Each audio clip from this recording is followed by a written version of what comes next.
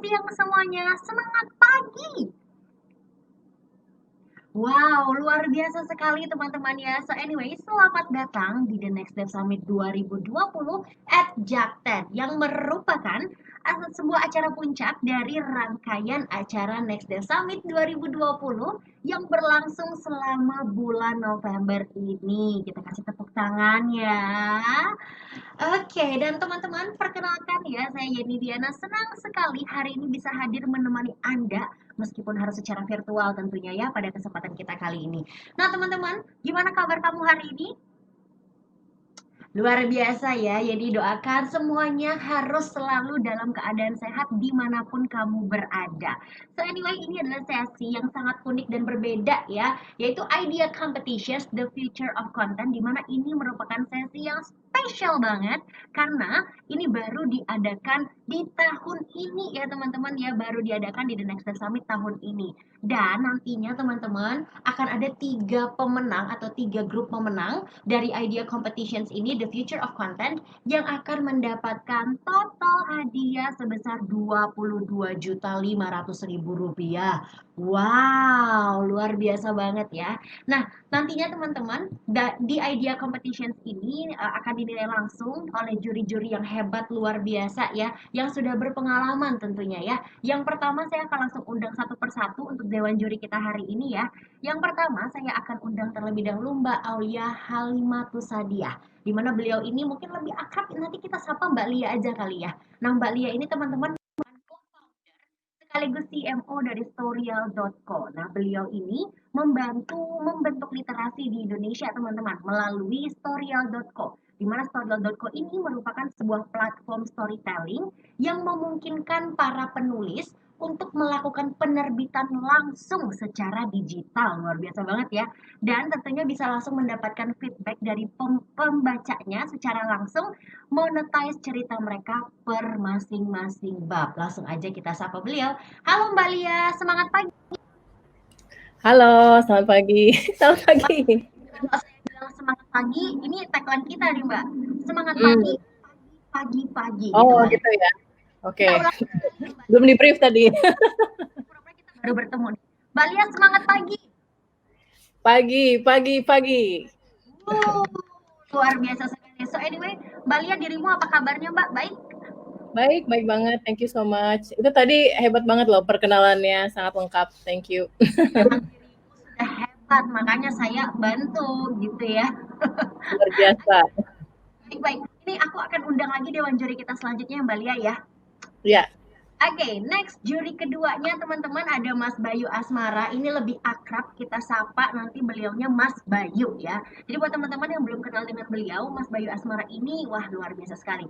Memiliki pengalaman sebagai konsultan strategis dengan spesialisnya di bidang marketing and branding. Nah, beliau ini teman-teman pernah bekerja dengan berbagai klien mulai dari seperti Adira Finance dan juga Astra International hingga startup nih. Saya yakin teman-teman udah tahu keduanya ya, yaitu OVO dan juga Gojek. Luar biasa banget ya. Dan Mas Bayu saat ini adalah seorang managing director dari DKK Consulting, di mana ini merupakan sebuah konsultan inovasi yang membantu berbagai startup sekaligus perusahaan dalam merancang dan mengimplementasikan inovasi bisnis. Langsung aja kita sapa ya.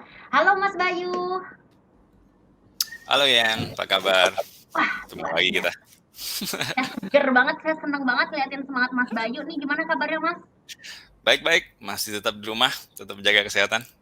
Tetap di rumah ya. Begitu juga dengan Mbak Lia juga sama ya di rumah aja ya. Ya, di rumah Halo aja. Malia. Iya. Halo, Mas Bayu. Oke, baik kita akan beranjak lagi nih ke juri selanjutnya yaitu sudah hadir juga bersama kita secara virtual tentunya Mas Nazir Arifin. Mungkin kita akan sapa dengan Mas Nazir ya.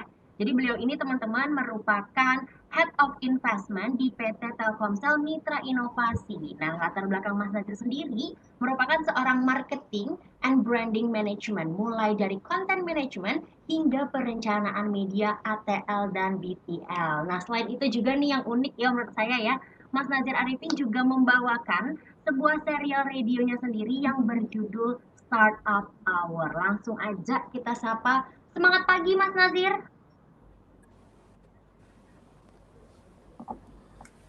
Pagi. Cakep. Apa kabar Mas Nazir? Baik, terima kasih banyak. Baik banget meskipun jaket saya agak kecilan, tapi terus-menerus positif. Semoga semuanya sehat selalu dan terus bisa positif sampai hari ini untuk akhirnya bisa melewati pandemi ini dengan menjadi pribadi yang lebih baik. Betul, luar biasa sekali. Tapi tenang, Mas Nazir nggak kelihatan kesempitannya ya? Ya kan Mbak Lea, Mas Bayu nggak kelihatan ya? Kita nggak tahu ya? Apa saya jadi lebih Mas Nazir kurus sekarang ya? Iya. Ini sedikit pamer kalau udah gede dadanya kayaknya. Oh, iya. Baik. Kita akan panggilkan lagi. Ini satu juri terakhir last but not least ya. Ada Mas Aryo Tamat. Sebelumnya saya ingin memperkenalkan beliau terlebih dahulu. Jadi sebelum Mas Aryo ini terjun ke dunia startup, Mas Aryo juga pernah bekerja di industri hiburan selama kurang lebih 10 tahun. Dengan berbagai perusahaan nih teman-teman ya. Di antaranya ada Universal Music, Detik.com, dan juga BHD Vietnam. Nah, di startup yang ketiganya itu, yaitu Karya Karsa yang membantu para creator untuk menjual buku, komik, audio, dan barang-barang digital lainnya langsung ke komunitas penggemarnya nih. Nah, ia juga kerap mengajar Business Development di SAE Jakarta. Langsung aja kita undang Mas Aryo. Semangat pagi. Pagi. Gitu kan. Oh, biasa. Gimana kabarnya hari ini? Baik. Lapar. Waduh, lapar Mas. Iya, pagi banget soalnya. Oke. So anyway, mungkin langsung aja ya, karena kita udah punya beberapa grup. Hari ini ada 10 grup. Dewan juri kurang lebih akan ada 10 grup yang akan mempresentasikan ide Siap. dari masing-masing mereka ya. Langsung aja ya, ini akan undang terlebih dahulu. Ini grup yang pertama yaitu BitTech. Oke, sudah akan bergabung. Oke, ini Oke. Dengan siapa? Prastio dari BitTech. Oke, semangat pagi Mas. Pagi. Mantap. Oke. Aku pengen ingetin sekali lagi. Jadi untuk waktu presentasinya hanya akan ada 3 menit ya Mas ya. Jadi mohon digunakan sebaik mungkin. Kalau gitu mungkin aku langsung serahkan aja kesempatan kamu untuk presentasi dari 3, 2, 1. Silakan.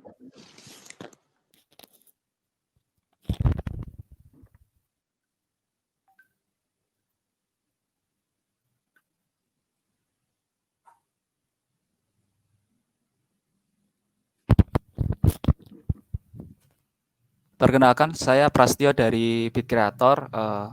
Ide kami adalah Bit Creator Manage Your Royalty.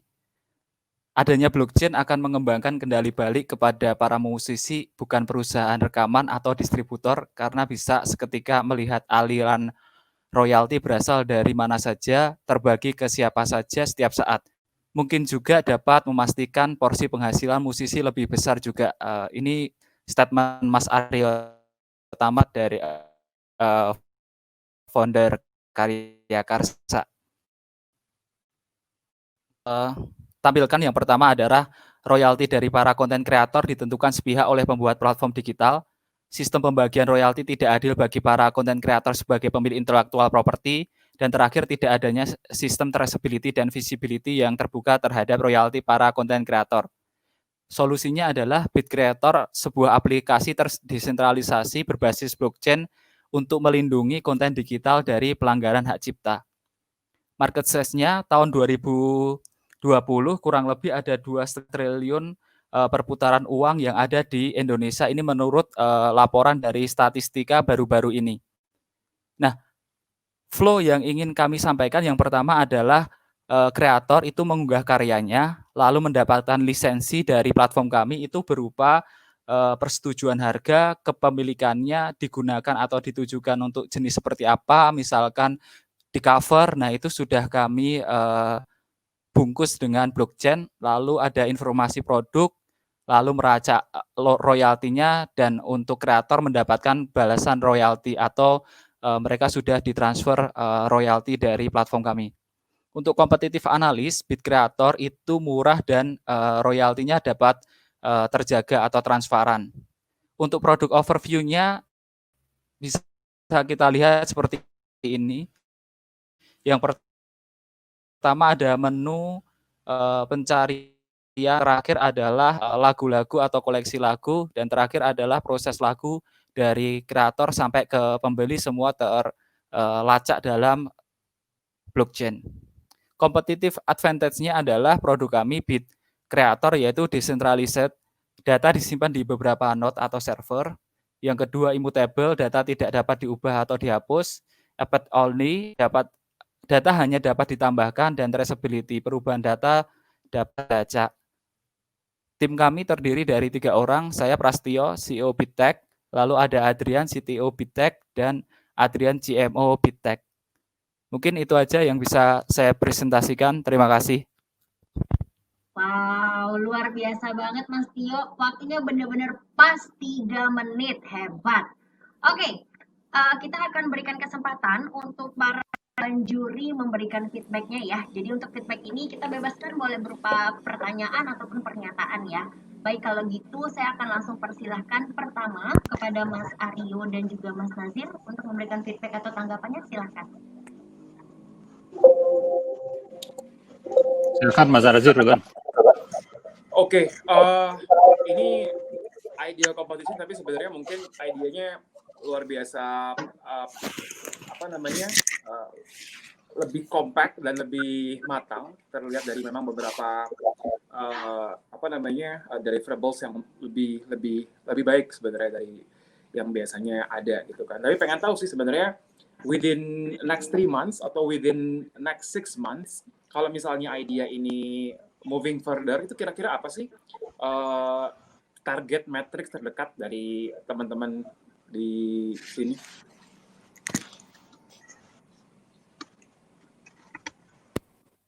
Kalau target yang paling dekat, kita ingin memvalidasi ke user dan musisi. Jadi sebenarnya blockchain itu bermanfaat, benar-benar bermanfaat nggak sih? Jadi asumsi kami dengan teknologi yang cukup canggih ini sebenarnya akan membantu nggak sih, kayak gitu. Jadi lebih ke matriksnya yang paling dekat, kami ingin benar-benar memvalidasi dari kreatornya ini. Oke, hasil dari melalui apa, terus apa yang diharapkan?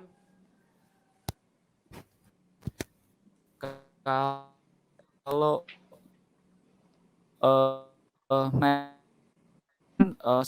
design thinking, lebih ke situ sih, lebih ke design thinking, lebih ke empatinya sebenarnya yang pengen kita lihat. Oke, baru habis itu memang launch ya. Oke, terima kasih. Iya. Iya. Baik, terima kasih Mas. Silakan Mas Aryo. Oke, berarti ini belum dilakukan survei pasar ke musisi ya? Iya, untuk idenya memang belum sampai pada validasi pasar, tapi untuk sistem blockchain-nya sudah ada. Untuk API blockchain untuk musiknya sudah ada. Oke. Pakai apa protokol blockchain-nya? Protokol blockchain-nya kita menggunakan Vexanium. Oke. Iya, Oke. Vexanium. Ada beberapa masalah yang saya lihat yang nanti perlu divalidasi pasar. Kalau di mata pengguna awam, kreator maupun user, ini adalah layanan musik, istilahnya jadi just another music service, yang isinya musik yang orang kreator upload, betul ya, dan bisa dia tawarkan ke fansnya. Nanti akan menemui masalah di validasi pasar sama profit gitu. Jadi apakah nanti dengan menggunakan Vexanium ini nanti lu akan membuat turunan token untuk dimonetize kemudian, atau cara monetize-nya seperti apa, itu mungkin bisa diceritain idenya aja dulu. Karena itu pasti nanti harus diuji ke pasar juga.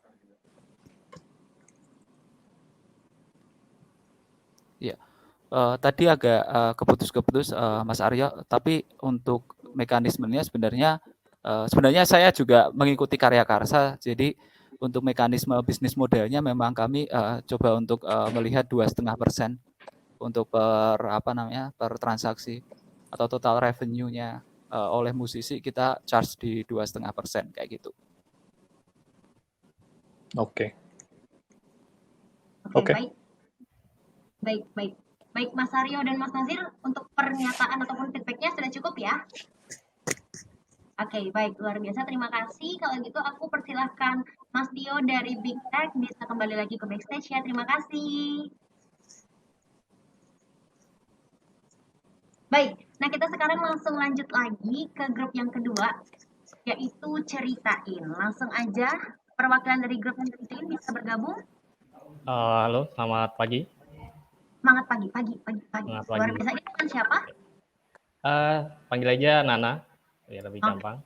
Mas Nana ya. Baik Mas Ya. Nana, sistemnya masih sama. Mas Nana punya waktu hanya 3 menit saja untuk presentasi. Nanti akan dilanjutkan dengan feedback dari para dewan juri ya.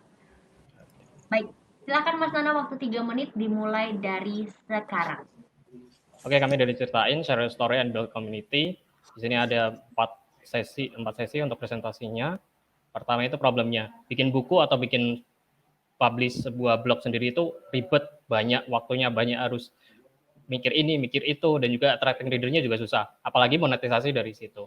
Nah, solusi yang kami tawarkan adalah platform digital di mana penulis tinggal bikin story yang menyenangkan, story yang keren, dan mereka tinggal fokus untuk membangun community di situ. Yang membedakan kami dengan komputer adalah readers atau pembaca di sini itu bisa berinteraksi langsung dengan author dari official fans group-nya. Product overview-nya, jadi semua story itu masuk ke Ceritain dan user hanya membaca dari Ceritain sehingga author tidak perlu repot-repot ngurusin A, B, C, D. Mereka hanya fokus bikin story yang keren, bikin cerita yang asik, dan bikin dan interaksi dengan fans-fans mereka. Di sini ada produknya itu rancangannya ada 2, Ceritain Studio dan Ceritain App. Ceritain Studio fokusnya untuk author dengan beberapa fitur masuk Writing Academy, Fan Analysis, dan juga text editor. Sementara untuk Ceritain App itu fokus untuk membaca dan ada fitur fanpage forumnya yang jadi keunggulan di sini. Untuk user benefit-nya, pertama untuk author, mereka dapat menghasilkan uang dari situ, mereka dapat exposure, dan mereka bisa bangun fans-nya di situ. Dan untuk reader-nya, mereka bisa membaca konten premium dengan price, dengan harga yang terjangkau, mereka juga bisa berinteraksi dengan user lain maupun dengan author-nya secara langsung. Untuk plan-nya ada 3, jadi ini premium, dari free, ada paid content, dan juga ada subscription, dan masing-masing punya keunggulannya sendiri-sendiri. Dan untuk bisnis modelnya kami ambil free itu dari ad placement revenue, untuk paid content itu 9% fee per transaction, dan untuk subscription 5-7% per plan. Dan untuk market size-nya di dunia ada 80 juta pengguna Wattpad, ada 100.000 lebih unduhan Storyalco apps di Play Store. Dan untuk target user kami, untuk author dan partnernya, pertama adalah publisher-nya, kemudian ada author book-nya, entah itu fiction dan non-fiction, dan juga ada self-publishing author dan juga poets atau pujangga. Dan untuk reader-nya kami targetkan adalah kayak perempuan yang usianya masih 18-34, tinggal di area perkotaan, dan yang paling penting mereka aktif di salah satu kompetitor platform atau pernah mengunjungi online bookstore website. Interestnya tentu saja di book dan event yang terkait dengan buku. Sementara untuk kompetitor kami ambil 2 kompetitor, yaitu Storyal.co dan Wattpad. Pertama, kami punya fanpage forum yang tidak dimiliki untuk kompetitor, ada Writing Academy yang setiap orang juga bisa akses melalui Ceritain Studio, ada in-app Bisek untuk berinteraksi, ada audiobook yang juga dimiliki oleh Storyalco, dan walaupun free plan, user juga bisa earn coin dan supporter pitch. Dan untuk di sini timnya adalah saya sendiri, saya marketing eksekutif di Linitan dengan specialty di digital marketing dan juga business development. Oke, itu saja. Terima kasih. Wow, luar biasa banget. Pas, Mas. 3 menit, luar biasa banget ya. Baik, ini saya akan mengundang seluruh dewan juri untuk bergabung. Ini kalau tadi sudah sempat disinggung, salah satu kompetitor adalah Storyal.co. Nah, kalau gitu langsung aja ya. Oke, sekarang giliran Mbak Lia dan juga Mas Aryo untuk bisa memberikan feedback-nya, silakan. Ya, gue dulu ya. Ya, thank you Nana. Ya, ada yang perlu gue perbaikin soal Storyal. Ada beberapa hal yang kamu mention kita nggak punya, tapi kita punya actually. Ya, I think mungkin ada bagian yang di depan kayak problemnya ya. Problemnya adalah dari writers mencari readers gitu.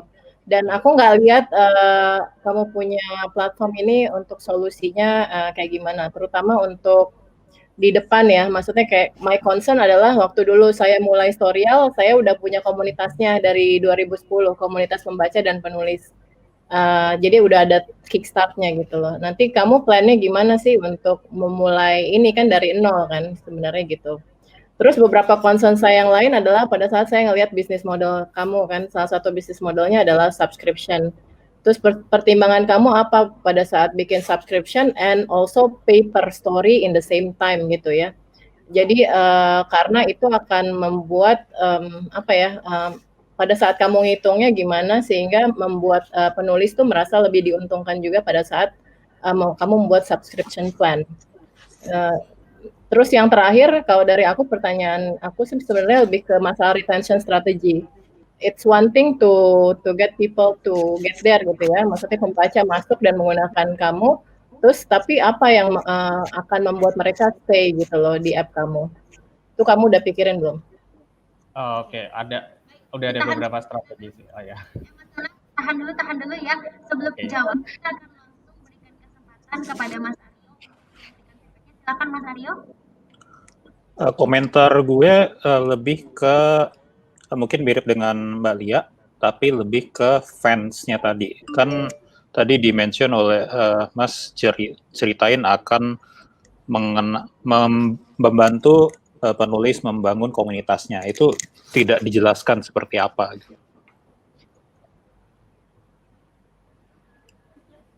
Baik, gimana Mas Aryo itu pertanyaannya ya? Oke. Bisa silakan langsung dijawab, Mas Anang. Oke. Jadi tadi kalau dari Storyalco kan awalnya emang dari community dulu, udah punya community ya. Makanya kami targetin di awal itu publisher-nya dulu. Setelah publisher-nya ada, kami targetin ke autornya. Autornya untuk berpindah. Jadi mereka ini nggak eksklusif artinya saat autor itu bikin diceritain, mereka nggak boleh buka di Storyal atau di Wattpad atau di apapun, nggak. Kita ngambil bebas, mereka mau publish tempat lain nggak ada masalah.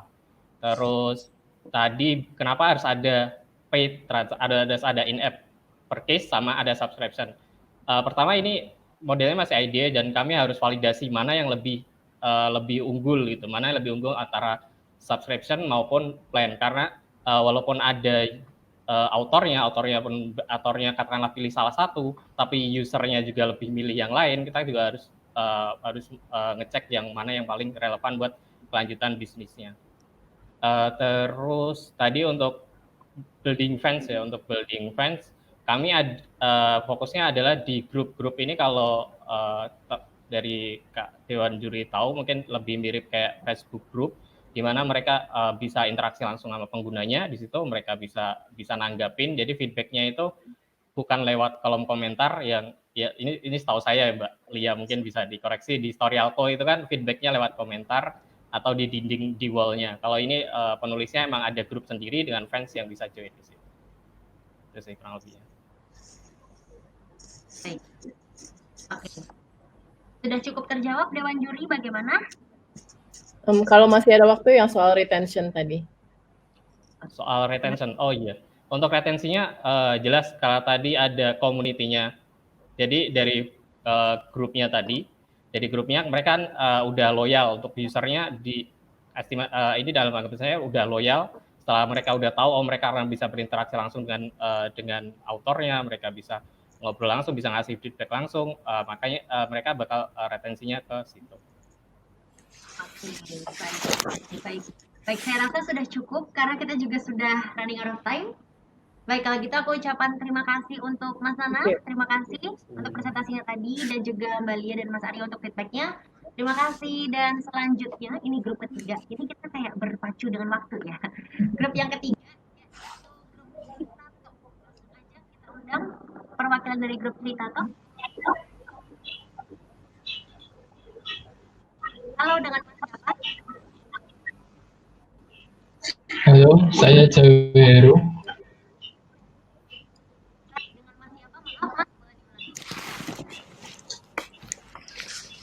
Iya, halo, saya Jaweru. Mas Jaweru. Oke, Jaweru. Baik. Siap. Waktu Halo. Bentar Mbak, ini ada kendala teknis di itu nyasar screen-nya. Oke. Apakah bisa dipastikan terlebih dahulu?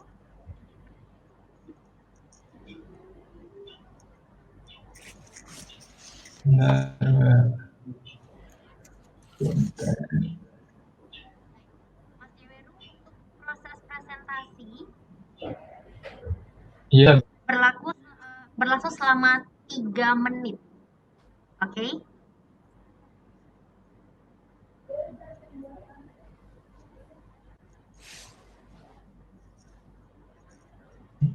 Oke, apakah bisa kita mulai?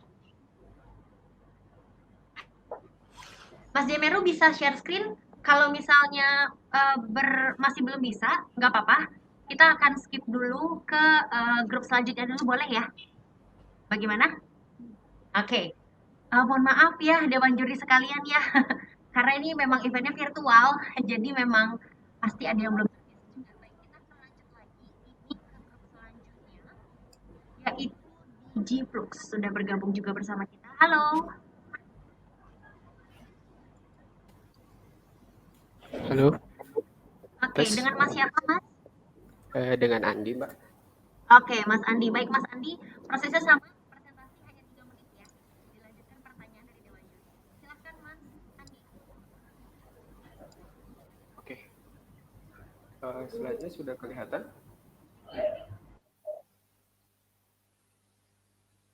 Sudah terlihat. Silakan.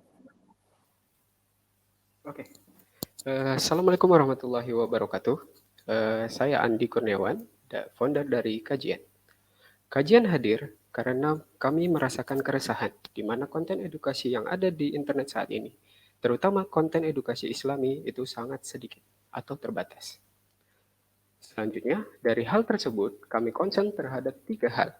Yang pertama, konten, yaitu di mana konten yang ada saat ini, terutama konten pendidikan Islami, itu sangat terbatas dan masih konvensional dan belum interaktif. Yang kedua, konsistensi. Kenapa konten edukasi Islami sangat terbatas? Disebabkan karena konsistensi dari para konten kreator yang masih naik turun dalam membuat sebuah konten. Selanjutnya, para konten kreator ini kenapa tidak semangat? Karena mereka belum ketemu dengan komunitas yang pas untuk mensupport mereka dalam belajar dan membuat konten. Dari hal tersebut, Kajian hadir sebagai sebuah platform yang akan membersamai para konten kreator dakwah untuk meningkatkan kontribusinya dengan cara pemberian materi yang meningkatkan kapasitas diri. Yang kedua, pembelajaran yang interaktif dengan penerapan gamifikasi. Dan yang ketiga, untuk menetapkan standar yang pas, kami bekerja sama dengan para lembaga yang berkompeten dan asatis. Selanjutnya, program yang kami tawarkan ya ada 3. Yang pertama adalah Think Tank, sebuah challenge yang dilaksanakan dalam 1 bulan sebagai wadah dan belajar dan berkembangnya para konten kreator dakwah dengan menggunakan sistem gamifikasi. Yang kedua, kolaborasi konten, event yang mewadahi para konten kreator dakwah untuk membuat konten secara bersama-sama dan massal. Yang ketiga, kita ada diskusi online, yaitu diskusi bulanan dengan para konten kreator dan lembaga yang bekerja sama dengan kajian. Untuk target pasar kami menyasar pada 207 juta Muslim Indonesia dengan spesifikasi kepada pemuda Muslim yang berusia 15 sampai 29 tahun dengan jumlah 54 juta. Dan spesifik laginya lebih ke para konten kreator yang bergabung pada komunitas dakwah atau komunitas konten kreator dakwah sebanyak 26.700 orang. Untuk timnya, saat ini saya sendiri sebagai founder dari kajian, dan untuk meningkatkan kapasitas dari kajian, saya bergabung dengan beberapa komunitas konten kreator dan lembaga-lembaga Islami lainnya. Demikian dari presentasi dari saya. Terima kasih. Assalamualaikum warahmatullahi wabarakatuh.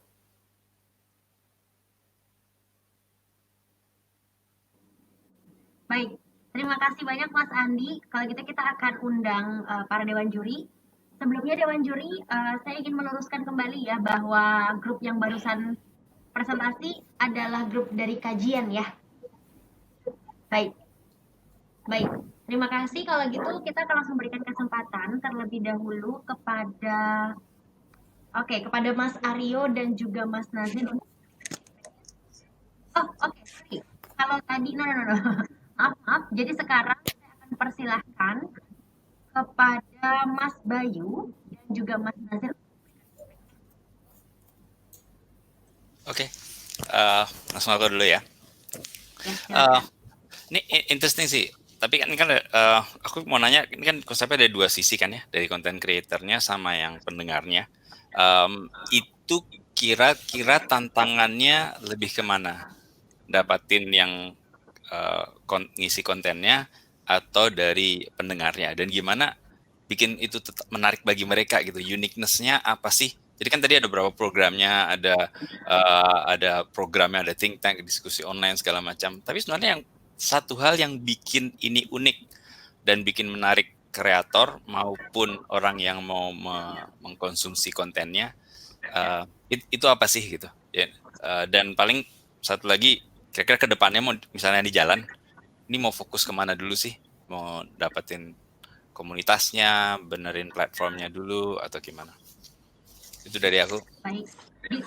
Ditahan dulu jawabannya, Mas Andi. Ditahan. Kita akan beranjak lagi. Baik.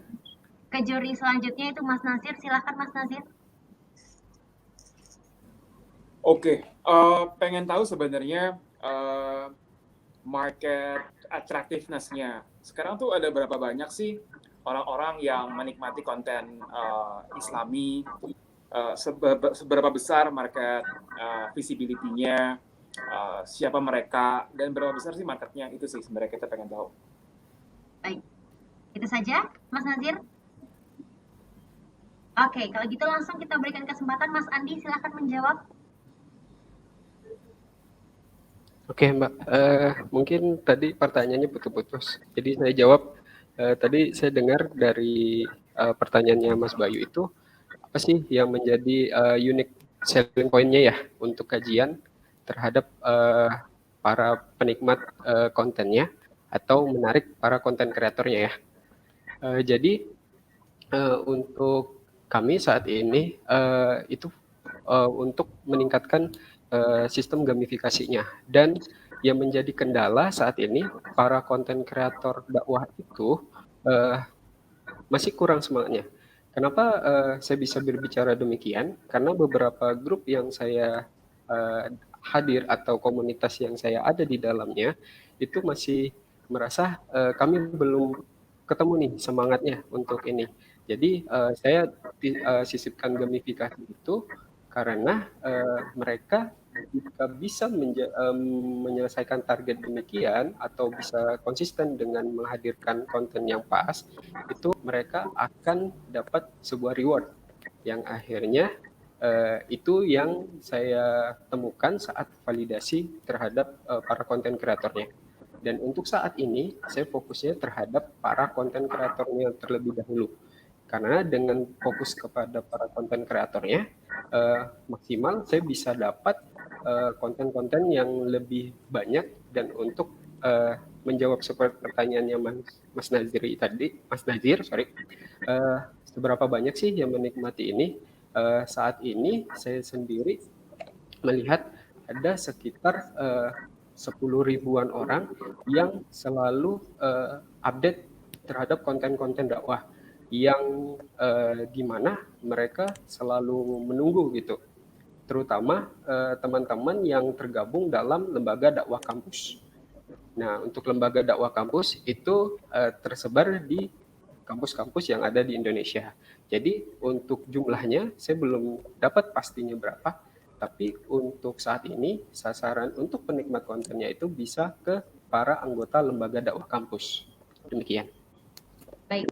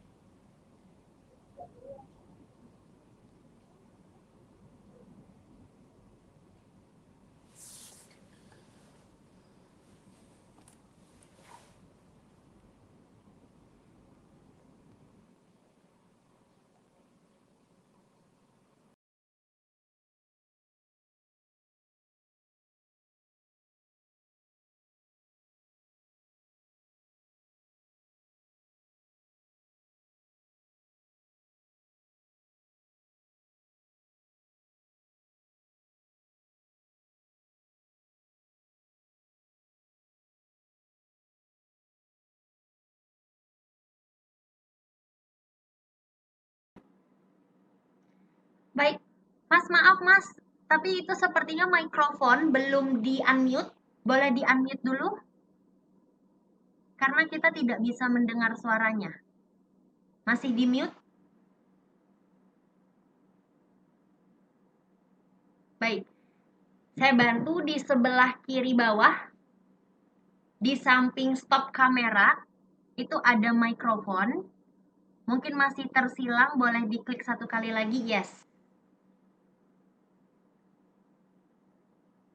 Boleh diklik. Yang ada gambar mikrofonnya? Betul. Ini yang Baik, Mbak. sudah bisa terdengar. Kita ulangi lagi ya, Mas Jawa Heru ya, waktunya 3 menit dari sekarang. Silahkan. Iya, oke. Terima kasih atas waktunya. Saya Jaweru dari Cerita Tahu. Cerita Tahu merupakan jasa dengerin dan nanggepin ceritamu dengan hasil akhir apresiasi pembuatan karya seni potret diri. Yang sering terjadi adalah 64,3% dari 1.520 orang cemas dan depresi karena COVID-19. Hate speech, bullying yang ada di media sosial juga. Peningkatan kasus bunuh diri semakin banyak. Dan untuk itu, jalan keluarnya, kami dari Cerita Tahu mempunyai 3 tahapan dalam pengembangan solusi tersebut. Yakni, jika kamu banyak pikiran, maka cerita tahu. Jadi dengan kamu cerita akan mengurangi beberapa beban pikiran yang kamu rasakan. Untuk produknya yaitu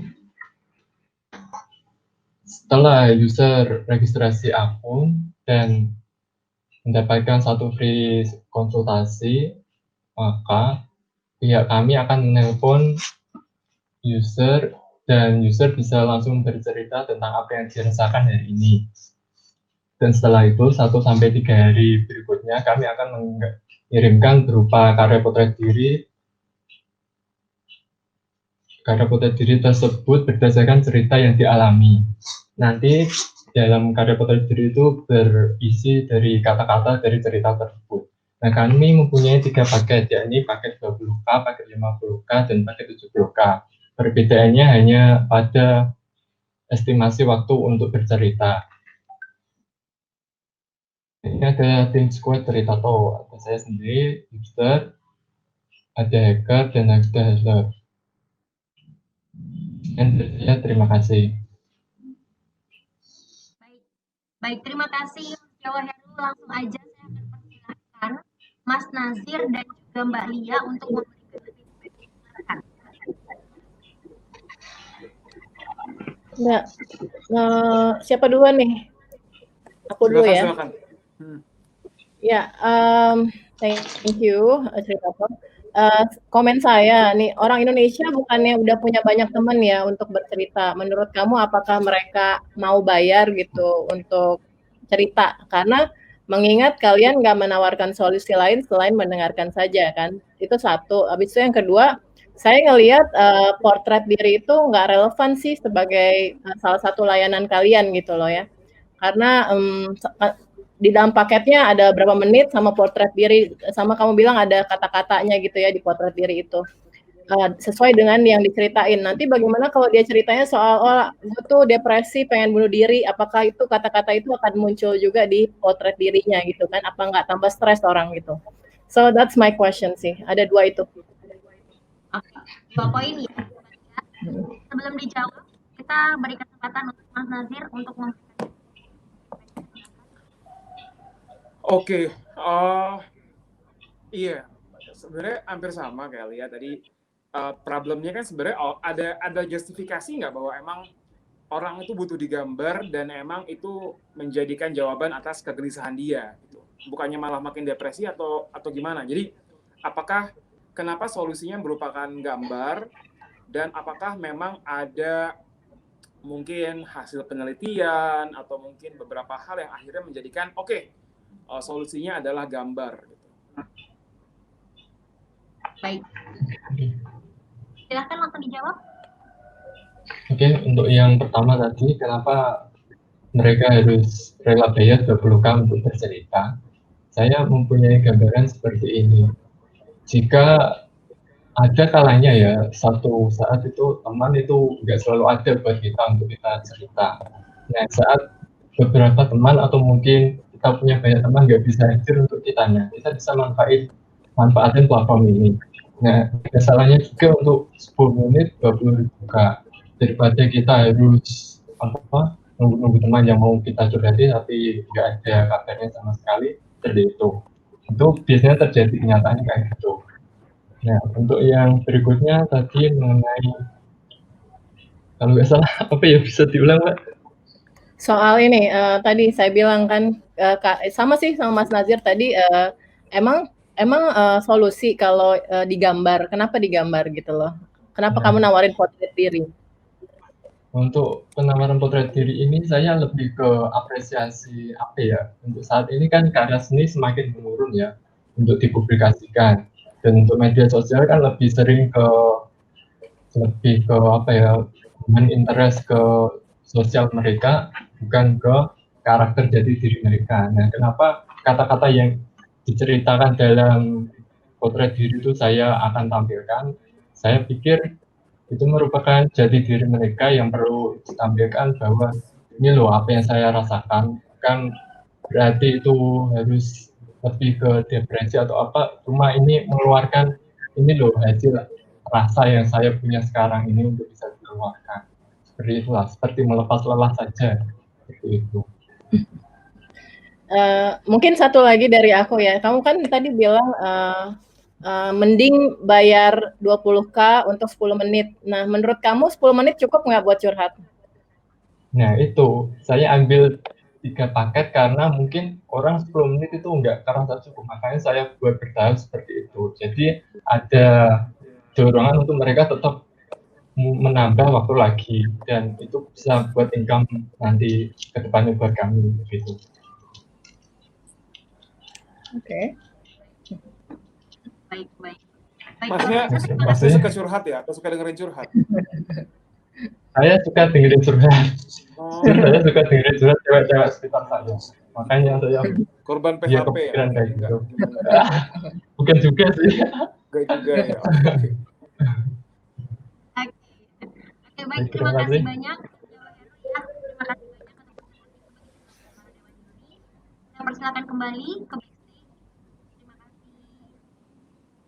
Oke, selanjutnya Bapak Ibu Dewan Juri ya, kita akan mengundang ini grup selanjutnya yaitu di G-Group. Sudah bergabung, silakan. Halo, selamat sore. Selamat sore, dengan Mas siapa? Maaf. Saya Rizaldi. Rizaldi ya, oke. Iya. Mas Rizaldi, proses presentasi dilanjutkan dengan feedback oleh para Dewan Juri. Baik.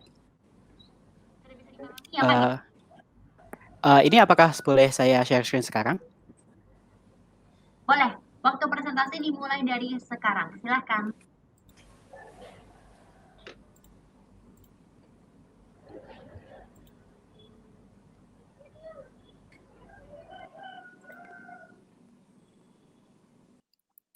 Halo, selamat sore juri yang terhormat. Kami Digiflux Indonesia, Smart Influencer Marketing Platform yang menyediakan layanan marketing untuk UMKM yang ingin mempromosikan produknya melalui influencer dengan tepat sasaran, aman, dan mudah. Saya mulai dengan sebuah cerita. Perkenalkan, ini Najla. Ia adalah seorang pemilik toko kue, dan ia melayani penjualan online dan offline. Setelah berbulan-bulan berjualan, ia merasakan tidak banyak kenaikan pada pelanggannya. Hingga ia mencoba untuk mengendorse salah satu selebgram. Namun sayangnya, performa postingan dari influencer tersebut sangatlah buruk. Bukannya untung, Najla malah buntung. Ternyata, berdasarkan riset kami, tidak hanya Najla yang merasakan hal tersebut. Banyak UMKM di luar sana merasakan hal yang sama. Sulit mencari yang cocok, prosesnya lama, monitoring yang tidak jelas, dan masalah banyak lainnya. Ternyata, influencer juga memiliki masalah seperti brief yang tidak jelas, sulit manajemen endorsan, dan sulit mendapatkan produk bagi micro-influencer. Dari masalah tersebut, Bayangkan ada sebuah platform yang dapat mengatasi semua masalah dalam satu platform.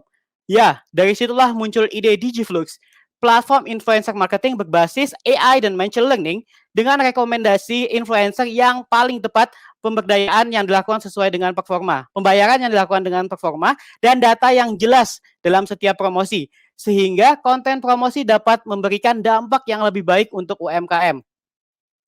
Kami tidak sendiri di bidang ini, namun kami memiliki competitive advantage dibandingkan platform-platform lainnya, sehingga kami yakin dapat menjadi market leader di bidang ini. Berikut adalah prototipe ide kami. Kami memilih berbasis mobile apps karena berdasarkan riset kami, pengguna banyak menggunakan handphone dibandingkan laptop. Berikut adalah tampilan bagaimana prototipe kami dijalankan dan bagaimana UMKM memesan influencer hingga campaign selesai. Target pasar kami adalah UMKM Go Online yang memiliki total available market sebesar 62 juta UMKM, serviceable available market kami adalah 9,4 juta UMKM, dan market share yang kami targetkan adalah 15% atau 1,4 juta UMKM. Hal ini menunjukkan peluang besar untuk ide ini untuk dikembangkan. Tidak hanya memperhatikan aspek produk, kami juga mempertimbangkan keberlangsungan bisnis dengan model revenue dari transaction fee sebesar 10% dengan maksimal fee 50.000. Kami dapat memproyeksikan keuntungan 6M pada tahun kelima. Berikut adalah roadmap pengembangan ide ini ke depannya. Berdasarkan roadmap ini, kami akan meluncurkan versi beta pada awal tahun 2021 dan akan dikembangkan terus seiring dengan kebutuhan customer di bidang marketing. Dan ini adalah super team yang ada di balik layar Digiflux yang memiliki passion yang tinggi dalam memberdayakan UMKM dan teknologi. Terima kasih. Kami yakin Digiflux dapat menjadi one-stop solution marketing platform untuk pemasaran UMKM yang lebih baik. Digiflux, we build smile. Terima kasih. Wow, luar biasa sekali. Langsung aku akan undang para dewan juri ya. Silahkan untuk memberikan komentar pertama saya berikan oleh Mas Aryo terlebih dahulu, dilanjuti dengan Mas Bayu. Silahkan. Oke.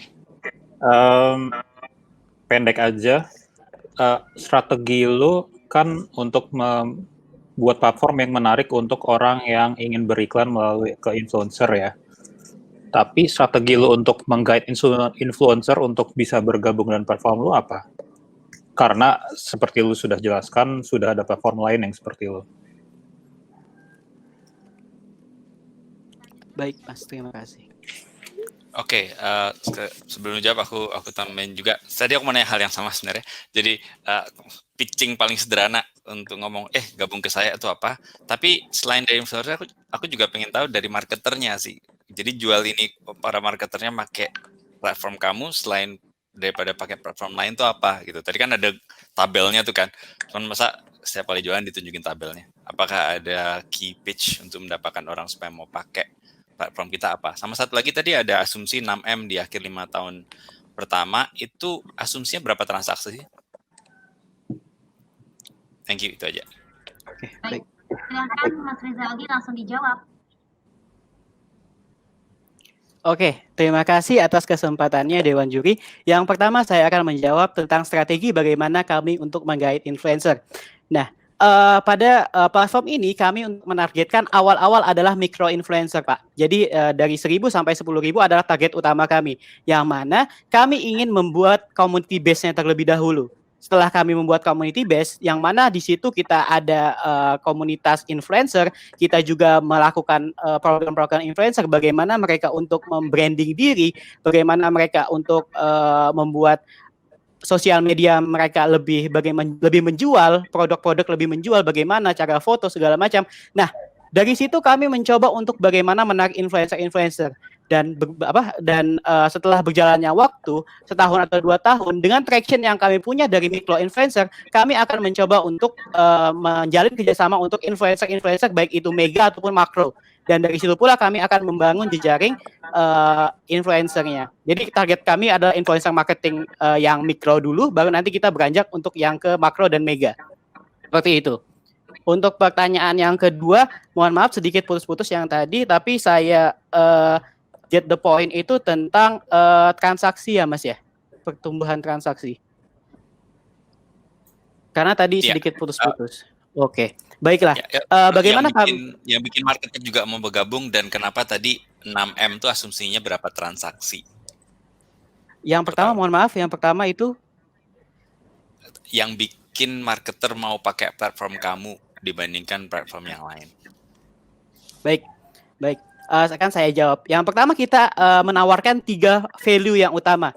Yang pertama adalah bagaimana mereka mendapatkan influencer yang tepat, yang sesuai dengan preferensi bisnis mereka. Karena kita mengimplementasikan bagaimana machine learning di sini sesuai dengan preferensi, dan kami menggunakan API dari Facebook Developer sehingga nanti bisa diproses oleh machine learning bagaimana influencer yang paling sesuai dengan UMKM itu untuk mempromosikan. Yang kedua, kita menawarkan value keamanan, yang mana kita melakukan integrated payment yang mana sesuai dengan hasil promosinya. Jadi ada live report data dan pembayarannya akan sesuai dengan itu. Dan yang ketiga adalah kenyamanan. Kayak kami menggunakan mobile apps yang mana itu adalah yang paling digunakan oleh UMKM. Jadi value tersebut akan menjadi daya tarik tersendiri untuk marketers ataupun UMKM untuk menggunakan platform kami.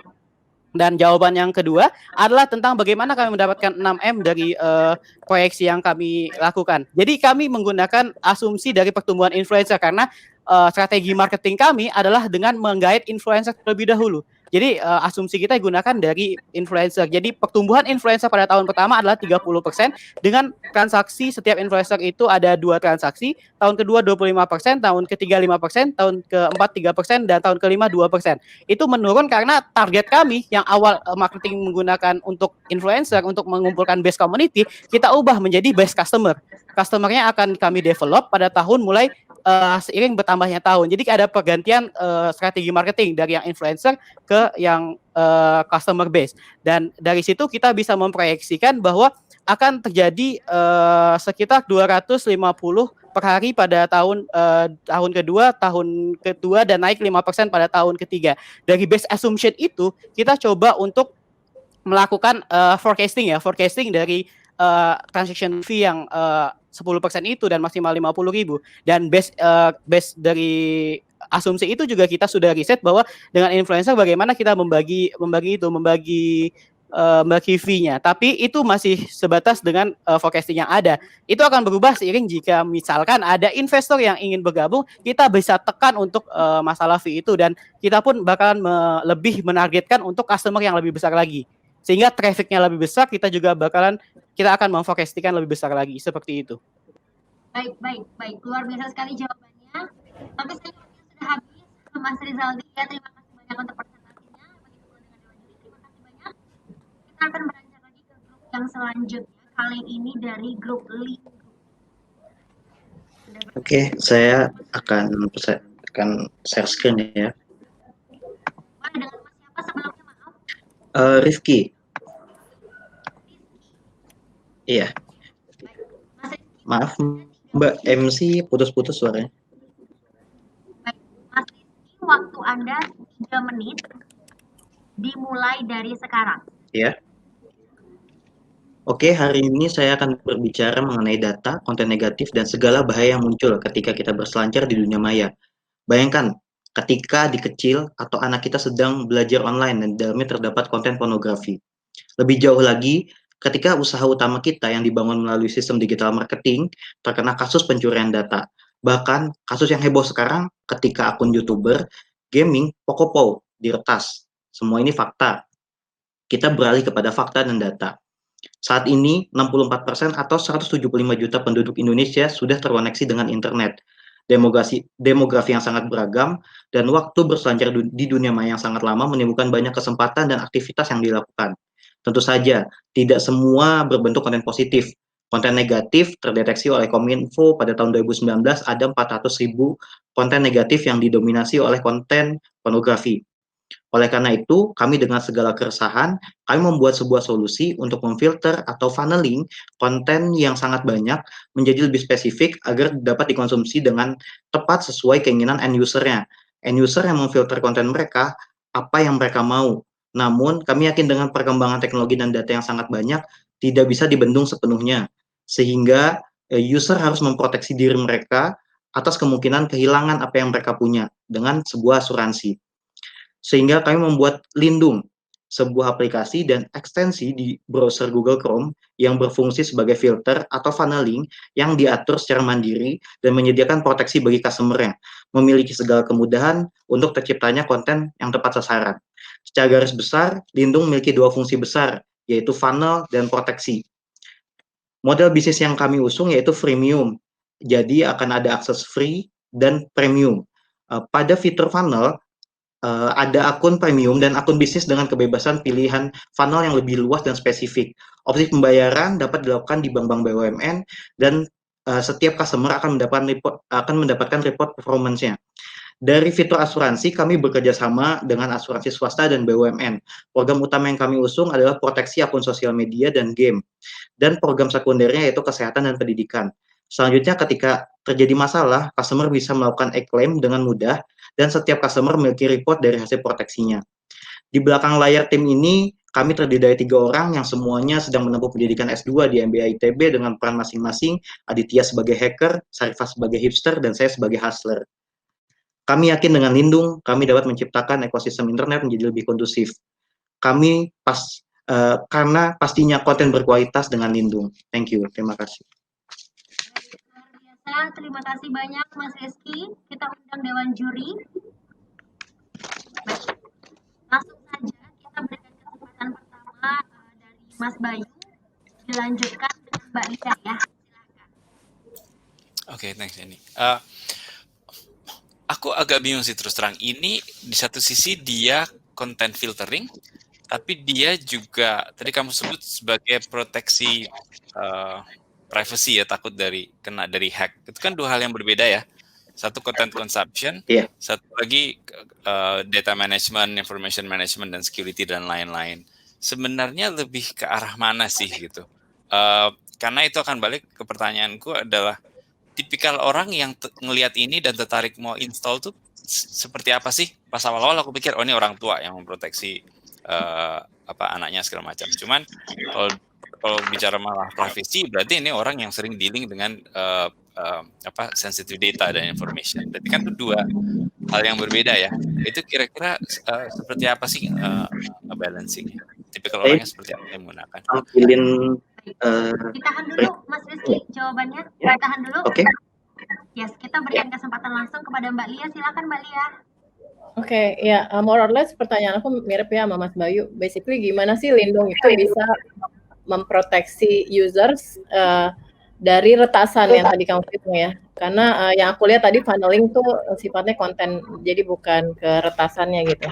Terus yang kedua, yang pada bagian kamu bilang kamu bekerja sama dengan insurance dari BUMN dan swasta, itu sudah terjadi apa belum? Maksudnya kayak apakah memang benar ada insurance yang melindungi dari orang dari retasan gitu?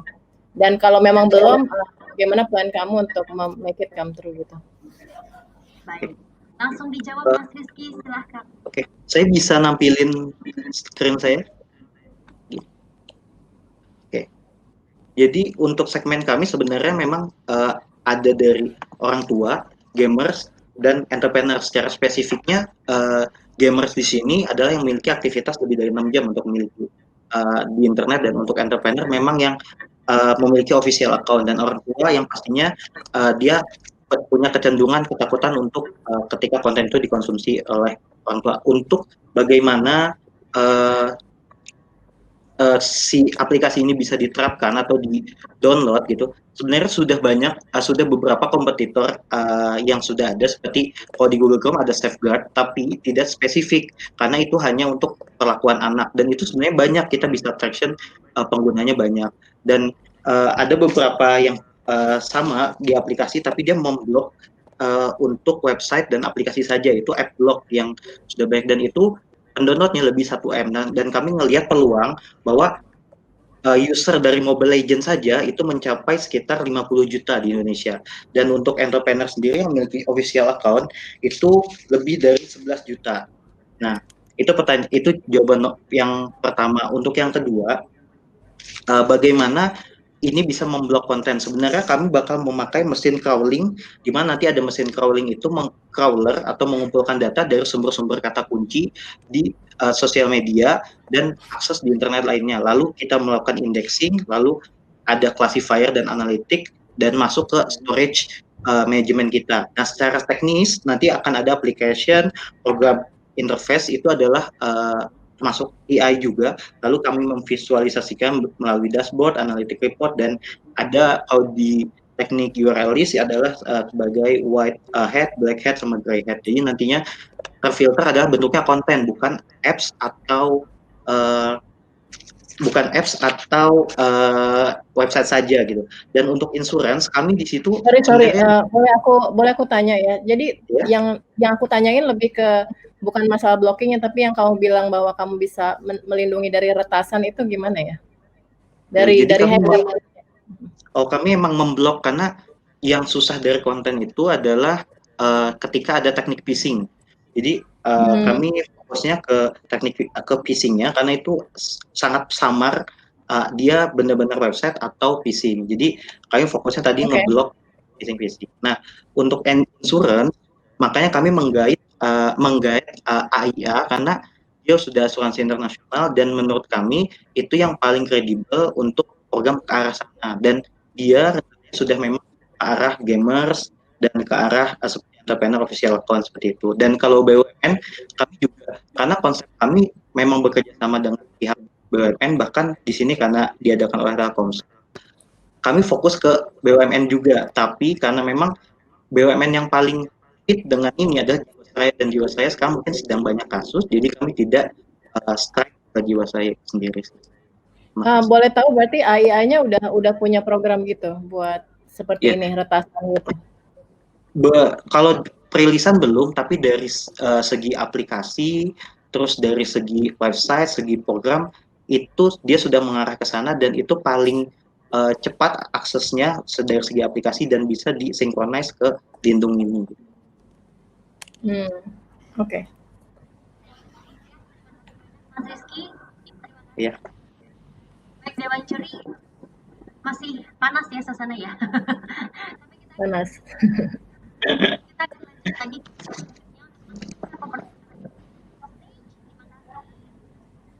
Baik, selanjutnya ini grup Pathway.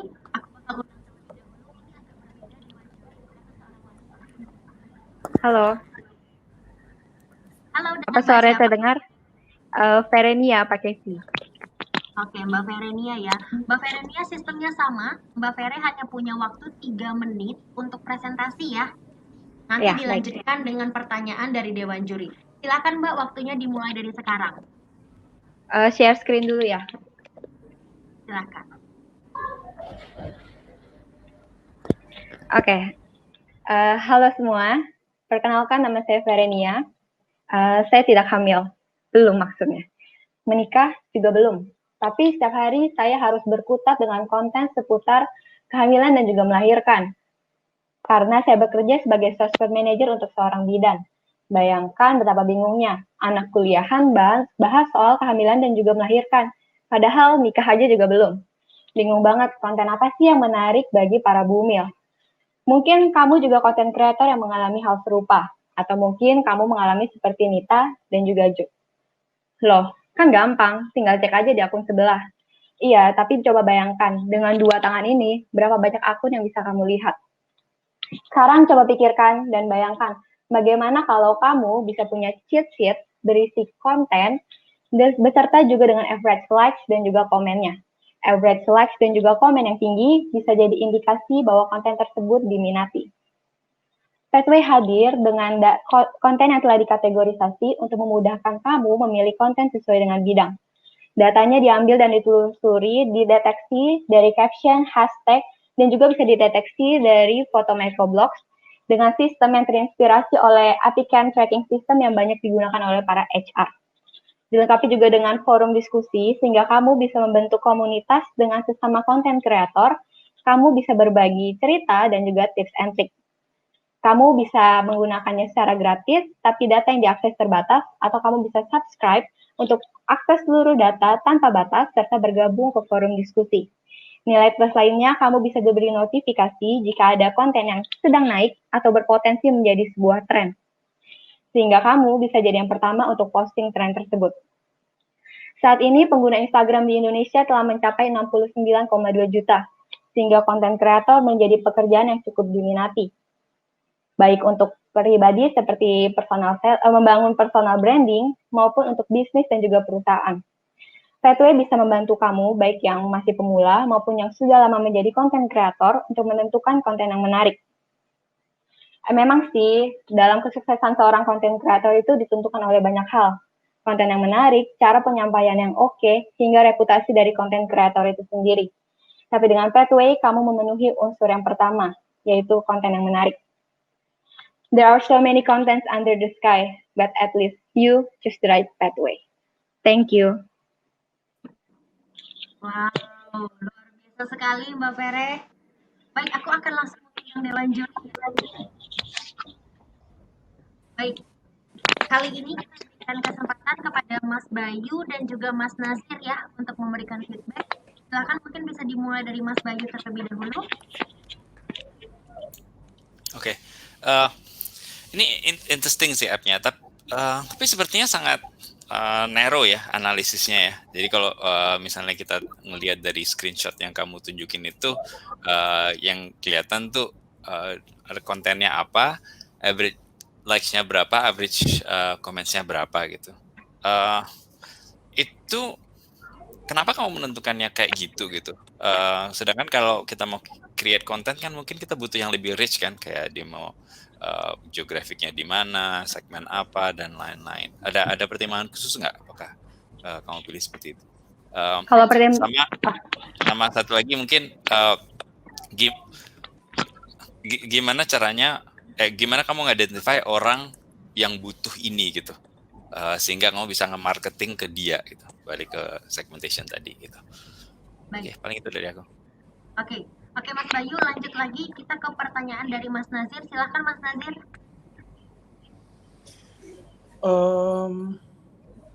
Lebih ke justifikasi dan apakah memang ada platform sejenis seperti ini yang terjadi di sosial media lainnya sih. Karena sebenarnya kan algoritmanya Instagram itu memang membuat kita memunculkan apa yang sebenarnya kita suka cari kan. Maksudnya mungkin memang saya nggak follow, tapi pas saya suka banget cari masalah kehamilan, mungkin yang muncul itu adalah edukasi kehamilan atau produk-produk bayi gitu kan. Jadi apa justifikasinya bahwa atau bukan justifikasi dan perilaku konsumen yang kira-kira bisa akhirnya membawa kalian ke solusi seperti ini? Silakan langsung dijawab. Langsung jawab ya. Mau jawab pertanyaan yang pertama dulu. Tadi itu, sorry, boleh diulang tadi? Yang ditawarkan. Panjang banget tadi loh. Iya. Makanya. Jadi analisis datanya tadi kan spesifik ke average likes sama average comments. Kenapa milihnya itu dan kenapa nggak ada yang lain? Apakah emang itu yang dicari berdasarkan riset atau gimana? Kenapa carinya average likes dan comment? Pertama itu kalau dari Instagram, ini kan khusus konten di Instagram dulu ya, belum ke sosmed yang lain. Kalau di Instagram cara nunjukin kita tertarik atau enggak, caranya dengan kita kasih likes dan juga komen. Dan itu yang bisa terlihat. Kalau data-data lain seperti misalnya konten tersebut di-save atau di-share kan kita nggak bisa akses. Dan untuk akses tersebut tuh kayak takutnya kalau kita ambil langsung dari sistem, takutnya kayak ada privacy issue. Juga kalau tentang kayak demografinya kita kecilin, kayak misalnya ibu-ibu target di daerah ini demennya konten yang seperti ini. Sedangkan nggak semua pengguna Instagram itu tuh dia cantumin location-nya di setiap postnya. Jadi kayak untuk lokasi masih sulit diraih. Dan menurut saya untuk likes dan komen itu udah cukup menunjukkan karena sebagai content creator itu tuh yang dicari dan yang bisa terlihat. Misalnya dia sebagai content creator ingin menggayat sebuah brand. Kan yang dilihat dari sisi luarnya, oh likes dianya tinggi, komennya tinggi dari post-postannya dia. Seperti itu. Gimana Mas Bayu? Sama yang kedua tadi tipikal orang yang kira-kira mau pakai kamu siapa dan cara nge-reach-nya gimana sih? yang pakai tentu aja target ini content creator, karena saya lihat kan banyak banget tuh orang yang mau mulai jadi content creator. Bisa dilihat kayak banyak webinar soal personal branding di Instagram, atau juga banyak kayak webinar tentang gimana cara bikin konten yang baik. Di situ tuh peminatnya cukup banyak. Dan sekarang kalau bisa lihat lowongan pekerjaan, di situ tuh juga banyak juga lowongan sosmed admin. Karena tuh sekarang banyak perusahaan, brand yang mulai beralih ke sosial media Instagram. Terus juga sekarang kalau kita ngelamar kerja, biar personal branding kita bisa dilihat dari Instagram. Sehingga banyak orang tergerak untuk membuat konten di akun pribadi dia. Tapi permasalahan pertamanya adalah apa ya yang harus dibahas? Kira-kira dari banyaknya konten, mana yang dipilih untuk permulaan tuh biar paling susah. Dan ini kita bisa ngedorong orang yang baru mau mulai dengan memilih konten yang tepat, dan udah ada basic datanya loh, kayak secara umum kontennya tuh bisa dipakai. Ini sebenarnya terinspirasi dari Google Keyword Planner. Kalau Google Keyword Planner kan lebih kayak untuk SEO, dan itu kan kita lihat average-nya dong. Kalau average-nya cukup tinggi, berarti ini kata kunci ini cukup menjual. Sama juga kita bikin ini tentang ide dan konten. Seperti itu. Jadi target utamanya adalah content creator. Baik untuk personal branding maupun juga untuk kayak seperti saya yang kerja untuk perusahaan. Gitu. Baik, mungkin bisa langsung dijawab pertanyaan dari Mas Nazir, silakan. Pertanyaannya kayaknya kurang lebih sama yang tadi ya. Sama justifikasi aplikasi yang mirip. Kalau yang saya lihat itu, kalau dalam cari konten sekarang ada terkenalnya itu masih sebatas content generator. Jadi kayak kita ketik sepatu, nanti dia tuh bakal gabungin kata yang kita masuk dengan kata-kata lain. Misalnya cara pakai sepatu, beli sepatu di mana, bahan membuat sepatu. Tapi itu cuman kayak sekedar random menghubungkan data. Nah sekarang lebih baik kalau kita itu bisa dari konten-konten yang ada, kita kasih data angkanya. Itu lebih pasti dan sudah ada di lapangan seperti itu. Rencana bisnis modelnya kemana ya? Kenapa? Ada bayangan nggak? Bayangan bisnis model? Mungkin kalau menurut saya untuk dijualnya ini bisa kerjasama dengan platform-platform yang banyak digunakan oleh content creator. Misalnya kayak Canva. Canva itu mungkin kalau ditambah fitur ini akan lebih bagus lagi. Dengan misalnya fitur premiumnya kayak kamu bisa cek di sosial media ini konten apa yang menarik. Jadi sekalian kamu create, desain, kamu juga tahu isi kontennya yang menarik itu apa. Cukup terjawab ya Dewan Juri ya. Baik. Terima kasih Mbak Verenia untuk jawaban dan juga presentasinya. Terima kasih juga untuk Mas Bayu dan juga Mas Nasir untuk pertanyaannya ya. Semoga cukup terjawab. Oke, terima kasih. Kita akan kembali lagi.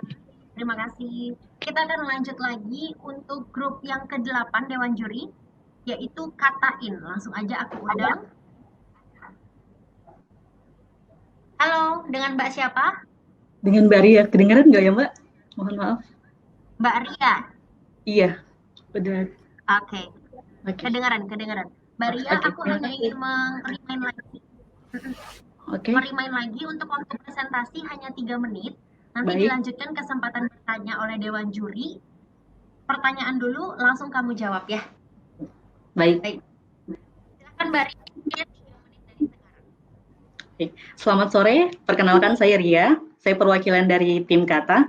Sama-sama kita di layar lihat ada 2 gambar produk yang sama, namun terasa sekali perbedaannya. Nah, di sini gambar berfungsi hanya membuat suatu customer tertarik pada produk kita. Tapi dengan copywriting, itu kemudian membuat adanya konversi ke direct sales. Bukan hanya menjelaskan apa yang kita jual, tapi juga memberikan value dan juga menampilkan benefit adalah kekuatan dari copywriting. Saat ini selama pandemi tercatat peningkatan transaksi online sebesar 400%. Tapi persentase UKM di Indonesia yang sudah go online hanya 15% saja. Menurut data dari Mandiri Institute pada survei Mei 2020, 42% UMKM yang tidak go online telah berhenti beroperasi. Permasalahan utamanya ada di budget. Sebagian besar UMKM tidak memiliki budget untuk kemudian menjalin kerjasama dengan agensi misalnya, atau kemudian meng-hire jasa profesional copywriter. Dan juga tidak adanya waktu, yang kemudian waktu terbatas sehingga tidak bisa mengikuti pelatihan panjang untuk membuat konten yang menarik. Nah, saat ini platform yang akrab dengan kita adalah platform-platform desain grafis. Ada Graphic Editor, Canva, Clay. Tapi untuk platform copywriting belum ada sama sekali. Disinilah kami hadir, Kata, One Stop Copywriting Solution dengan fitur drag and drop. Kita sadar bahwa dunia digital kini telah berubah menjadi akses utama bagi UMKM untuk menjangkau pelanggan mereka yang lebih luas lagi. Nah, untuk produk secara detailnya, kami mengawali dengan adanya form. Form ini kami buat agar para UMKM yang login di website Kata, itu benar-benar bisa mendefinisikan usaha mereka melalui kata dan warna. Biasa kita desain misalnya di platform yang sekarang ada, itu kita bisa desain dengan warna-warni, jadi antar postingan 1, 2, dan 3, itu semua beda-beda warna, sehingga tidak terbangun karakter. Makanya form awal kami menekankan pada palet warna yang mereka suka, usahanya apa agar bisa sesuai, dan kata-kata yang mewakili. Dari data pada form 1, itu berpindah di layout. Semisal UMKM ada 3 yang paling sering mereka gunakan, ada berkaitan produk, ada berkaitan testimoni, dan promo. Kemudian fiturnya adalah fitur customize. Mereka bisa memilih kata sesuai dengan karakter bisnis mereka. Kami contohkan di sini misalnya anti bangkrut, mereka bisa ganti dengan tolak miskin, kemudian nggak pakai bokeh, versi hemat, atau kemudian dengan versi bahasa daerahnya masing-masing. Di sini misalnya kami contohkan tumpur yang dari bahasa Medan, jadi nggak usah takut. Nah, fitur trending kemudian adalah fitur di mana kami memberikan kemudahan bagi user untuk mengakses fitur apa sih yang sedang trending sekarang. Misalnya yang sedang trending sekarang adalah microblog. Orang-orang kemudian ingin membuat tapi kemudian kebingungan untuk menyusun mulai dari cover, introduction, content, sampai call to action. Kami kemudian memberikan bimbingan di setiap slide bagaimana kemudian mereka bisa ikut tren tersebut. Juga ada tips triknya. Yang terakhir adalah konsultasi. Bagi user premium, konsultasi ini adalah juga sumber revenue stream kami.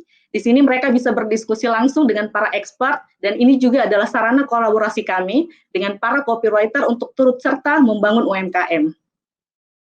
Terima kasih. Cukup sekian dari kami. Saya Ria dan rekan saya Tiara. Kami mengajak UMKM untuk naik kelas bersama. Terima kasih. Terima kasih Mbak Ria. Saya akan undang Dewan Juri. Untuk kali ini akan kita berikan kesempatan kepada Mbak Lia dan juga Mas Aryo ya untuk memberikan pertanyaan. Silakan. Ya, thank you. I really like the idea actually. Menurut aku ini bisa jadi solusi. Apalagi sekarang banyak UKM yang butuh transformasi ke digital ya, tapi belum ada ide. Nah, sekarang masalahnya lebih ke eksekusi. Mungkin satu pertanyaan aku sih, secara teknis aku belum clear sih bagaimana kamu providing the right copyright buat teman-teman ini gitu loh ya, secara teknis. Terus habis itu eksekusinya gimana sih menurut kamu biar smooth? Karena misalnya let's say UKM-UKM ini biasanya jualan di Tanah Abang for example. Bagaimana sih biar smooth transisinya dari Tanah Abang ruko ke kayak gini, alat seperti ini yang which is quite complicated kan ya mungkin buat mereka gitu sih. Baik. Ditahan dulu jawabannya, Mbak Ria. Oke, sekarang kita berikan kesempatan langsung kepada Mas Aryo, silakan.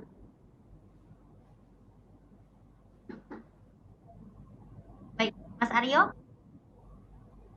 Di mute.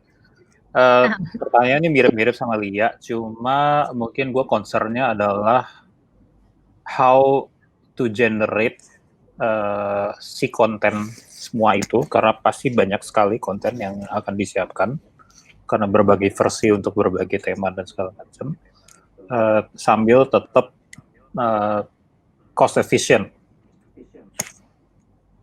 Oke. Baik, itu aja pertanyaannya Mas Aryo ya. Ya. Langsung saja, Mbak Ria silakan menjawab. Baik, terima kasih untuk Mbak Alia pertanyaannya. Saya coba jawab dulu gimana kemudian teknis pelaksanaannya. Maka dari itu kami kemudian mengevaluasi produk-produk platform yang sedang eksis sekarang, Canva, kemudian Clay, kemudian Graphic Editor. Kami melihat bahwa kemudian kesulitan utama adalah bagaimana mereka menentukan branding. Misalnya mereka buka Canva, ada ribuan template yang tersedia, mereka kemudian bingung. Maka tadi ada sebuah masalah, mereka akhirnya nggak bisa membangun misalnya dari awal nih, bikin warna aja udah bingung. Nah, makanya di awal kami kemudian mengawali hal yang paling mudah dengan pengisian form. dengan cuma isinya sedikit saja. Tapi kemudian penting, apa sih usaha mereka? Misalnya mereka usahanya kuliner. Kami mudah kemudian mengidentifikasi untuk memberikan rekomendasi warna sesuai kuliner. Misalnya kuliner yang akrab warna adalah merah dan kuning, atau kemudian jenis usaha lain menyesuaikan. Kemudian mereka juga bisa merekomendasikan warna apa yang mereka suka, sehingga tetap sesuai dengan karakter dan ciri khas si usahanya itu. Maka dari itu kami benar-benar mengawali ketika mereka login, mereka harus langsung mengisi form itu. Kemudian mereka bisa upload logo, jadi di situ di form pertama itu langsung upload logo. Jadi usaha-usaha yang tadi misal UMKM yang di Tanah Abang kesulitan nih, maka dari itu kami memilih platform website dan kemudian ada logo. Jadi misalnya mereka bikin desain, langsung otomatis logonya terupload di semua desain. Jadi nggak perlu nginput satu-satu misalnya seperti itu. Kemudian ada kata-kata di awal di form juga ada pemilihan kata yang mewakili. Misalnya mereka apa? Apakah mereka tertarik pada lingkungan atau kemudian tertarik pada komunitas atau apa, nanti rekomendasi katanya juga menyesuaikan, jadi mereka nggak akan ribet pilih warna, kemudian pilih ini, jadi kita mempersempit rekomendasi untuk memudahkan UMKM. Jadi tujuan boleh nanya ya, boleh aku tanya ya. Maksud saya tuh rekomendasi katanya kamu ambil dari mana ya datanya, boleh tahu? Baik. Sejauh ini rekomendasi katanya kami menggunakan kata-kata yang banyak digunakan, jadi kami melihat bagaimana penggunaan kata yang tinggi, misalnya Google Trending kata apa, di Instagram kata apa, kemudian kami rangkum gitu. Kami kemudian mengambil hal yang paling simpel aja, misalnya di akhir slide, misalnya kita sering gunakan like, komen, share, save gitu. Nah, tapi kemudian mungkin ada anak-anak muda yang berusaha tidak ingin menggunakan kata itu. Jadi misal kita kasih opsi like bisa diganti dengan support, kemudian komen bisa kita ganti dengan connect atau yang lain-lain. Jadi kami mengidentifikasi katanya berdasarkan kata-kata yang kemudian banyak diakses dan digunakan. Ini berarti manual gitu ya? Atau kalian ada ambil data dari mana atau manual? Manual maksudnya kalian masukin sendiri? Sejauh ini kami belum berpikir terlalu jauh, jadi sejauh ini kami masih manual, Mbak. Mungkin habis ini kami kembangkan lagi untuk solusi kata-katanya. Oke. Terus, oh ya.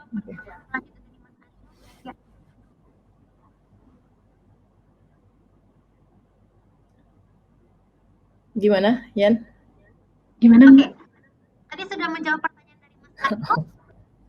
Iya, udah. Ini saya yang kurang fokus sepertinya, suara saya hilang tadi ya. Suaranya hilang. Dari Dewan Juri ada yang ingin ditambahkan mungkin? Udah. Dewan Juri sudah cukup ya. Baik, Mbak Ria, terima kasih banyak ya. Terima kasih. Dewan Juri juga terima kasih. Thank you. Aku persilakan kembali ke backstage. Silakan. Baik, Dewan Juri, ayo kita masih ada 2 grup lagi. Saya yakin ini juga akan jadi sangat seru banget karena unik banget. Oke, langsung aja kita akan undang ini grup ke-9 ya. Bukan yang satu lagi, bukan ya? Ada 2 lagi, Mas. Ada total 10. Wah, bahaya nih Mas Nasir. Apakah gue salah isi? Bentar, gue nyontek juri yang lain. Bentar. Oke. Gue terlalu yang terakhir gue malah keisi, maaf. Oke. Oke, ini sudah bergabung dengan Mas siapa? Fajrul, Mbak. Mas Fajro ya. Baik, Mas Fajro sistemnya sama ya. Waktu presentasi hanya 3 menit. Nanti akan dibuka kesempatan oleh Dewan Juri bertanya 2 pertanyaan ya. Iya, baik. Oke, langsung saja waktu Anda kita mulai dari sekarang. Silakan. Ya.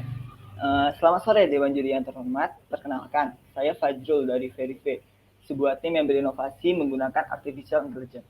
Di era digital seperti hari ini, mengunggah dan mengonsumsi konten menjadi sangat mudah. Namun, kemudian tersebut membawa konsekuensi akan maraknya penyebaran hoax di media sosial. Di samping itu, kita juga dapat dengan mudah menemukan konten yang memuat kekerasan dan pornografi. Tentu saja hal ini dapat membahayakan anak-anak sebagai generasi penerus bangsa. Pada akhirnya, era digital yang nyaman dan aman hanya menjadi ilusi. Berangkat dari keresahan tersebut, tim kami berhasil menemukan sebuah solusi. Apa itu? Kita membuat website Verify, teknologi yang berbasis website untuk dapat menampilkan rating untuk setiap akun. Untuk mekanismenya, pertama pengguna bisa masukkan username Twitter pada form berikut. Jika akun teridentifikasi aman, akan muncul notif seperti ini. Jika tidak aman, notif yang muncul akan seperti ini dan dilengkapi dengan analisis dari akun tersebut. Nah, cara kerja fitur analisis kami menggunakan mekanisme yang pertama melalui scraping API dari Twitter. Lalu kita mencoba menggunakan teknologi artificial intelligence untuk mengklasifikasi suatu akun dan berdasarkan variabel tertentu seperti tweet, gambar, waktu post, dan lain-lain, dihasilkan satu atau lebih label, yaitu akun buzzer, hoax, atau melanggar age restriction. Lalu di scoring untuk mendapatkan rate dari akun tersebut. Hingga saat ini kami telah mencoba men-scraping sekitar 13.000 data Twitter. Lalu dalam progres kita sudah membangun sistem artificial intelligence-nya agar bisa mendapatkan hasil yang jauh lebih akurat. Namun untuk saat ini kita baru mencoba menampilkan mock-up website yang akan saya tampilkan nanti di akhir presentasi kalau ada waktu. Dengan adanya website ini, para orang tua bisa menjadi lebih tenang melepas anaknya berselancar di media sosial. Selain itu, masyarakat tidak perlu bingung lagi menghadapi banyaknya akun buzzer dan konten viral yang mengandung hoax, sebab mereka dapat meriksa sendiri kebenaran informasi tersebut. Untuk saat ini, target pasar kami berfokus kepada pengguna Twitter dengan potensi pasar sekitar 238 juta pengguna. Mengapa Twitter?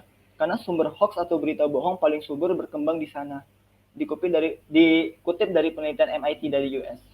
Dengan pengembangannya di masa depan, kami percaya Verify bisa menjangkau pasar yang lebih luas dan bisa menjadi sahabat masyarakat dalam memberikan keamanan dan kenyamanan dalam menikmati konten digital. Mungkin itu aja, ini dari tim kami. Kalau masih ada waktu, saya akan menunjukkan mock-up dari website yang sudah kami kembangkan. Tampilannya akan simple seperti ini. Di sini contoh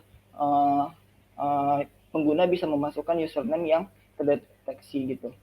Nah, akan muncul notifikasi seperti ini. Namun bukan cuma notifikasi, kita juga memberikan analisa agar yang menggunakan website ini bisa mengerti kenapa kita mengklasifikasikan dia sebagai akun yang tidak aman. Gitu. Kira-kira seperti itu dari saya. Terima kasih. Assalamualaikum warahmatullahi wabarakatuh. Baik, terima kasih banyak Mas Fajro. Singkat, jelas, dan padat ya. Iya. Kita akan undang Dewan Juri.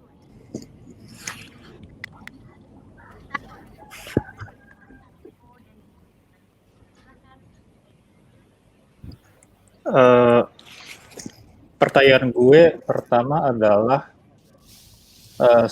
sumber data lo, bukan sumber data sih, fokus lo ke Twitter dan basis data lo adalah penelitian yang dilakukan di US. Sementara penyebaran hoax ini, gue nggak punya data ya, mungkin lo lebih tahu. Tapi dari yang gue tahu adalah penyebaran hoax itu sama dampaknya itu melalui Facebook maupun WhatsApp group. Nah ini gimana lu hadapin gitu, karena sebenarnya ini juga sesuatu yang harusnya potensial bisa lu tangani. Dan kedua, lu cari duitnya gimana? Oh ya. Oke, ditahan dulu jawabannya Mas Fajro. Kita berikan kesempatan untuk Dewan Juri selanjutnya, yaitu Mas Bayu. Silakan Mas Bayu.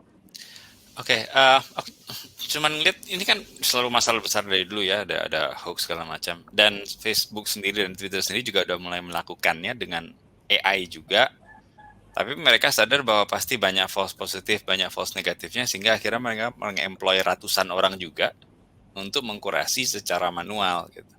Nah itu kan udah knowledge lah, kita tahu kan cerita-cerita apa kurator itu stres, bunuh diri dan lain-lain. Tapi yang membuat kalian merasa ini bisa menjadi lebih bagus dibandingkan platform yang sudah dilakukan oleh Twitter dan Facebook itu apa?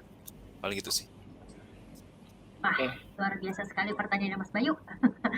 Oke, langsung aja Mas Fajro. Baik, yang mencoba menjawab. Untuk pertanyaan pertama ya, saya udah mencatat. Basis data Twitter itu kan dari US, sedangkan penyebaran hoax itu dampaknya bisa melalui Facebook dan WhatsApp group. Nah, menurut kami, ini kan masih dalam artian ide ya. Ide pertama kami mencoba mengembangkan dari data Twitter dulu. Kenapa? Karena API Twitter itu yang untuk saat ini cukup mudah untuk diakses. Sehingga kita bisa membuat sistem artificial intelligence yang benar-benar coba akurat dulu.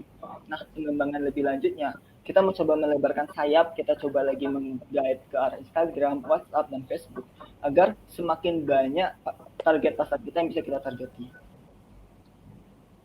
Lalu untuk pertanyaan kedua, menambah ya, sama bagaimana cara mendapatkan duitnya ya. Jadi kami sadar kalau kita cuma menggunakan jasa layanan seperti ini itu tidak cukup, kita butuh masukan, dan kami rasa kami bakal menambahkan beberapa iklan di website kami untuk menjadi pemasukan di Verify ini. sehingga website ini akan bisa terus develop, tidak akan berhenti dari awal gitu. Dan kita coba menggait mitra-mitra atau mencari investor untuk membantu pengembangan website ini agar terus bisa develop gitu. Lalu untuk menjawab pertanyaan kedua, pertanyaan mengapa Verify lebih bagus dari Twitter dan Facebook? Karena menurut analisa kami ya, yang melakukan berdasarkan deep learning, tweet-tweet orang dan kedepannya itu memberikan training analisa juga sesuai dengan bahasa sehari-hari dan bahasa gaul gitu. Kira-kira seperti itu. Baik, saya rasa cukup ya. Mas Fajrul, terima kasih banyak untuk presentasi dan juga jawabannya. Saya persilakan untuk kembali ke backstage. Begitu pula dengan Dewan Juri, terima kasih. Dan kita ini grup yang terakhir, Bapak Ibu Dewan Juri ya. Langsung aja kita akan undang untuk masuk ke dalam forum ini grup Pirit. Hai, boleh nanya, kedengeran nggak Mbak suaranya? Halo. Halo, suaranya ada nggak ya? Baik, sudah ada suaranya Mas. Dengan Mas siapa sebelumnya? Saya Ishak Budiman dari Virid atau Video. Waktunya sama, hanya ada 3 menit.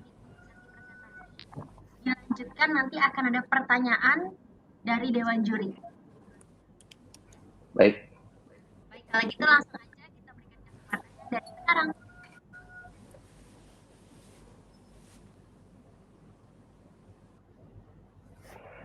Hi, today we are going to talk about video read or read, play the book.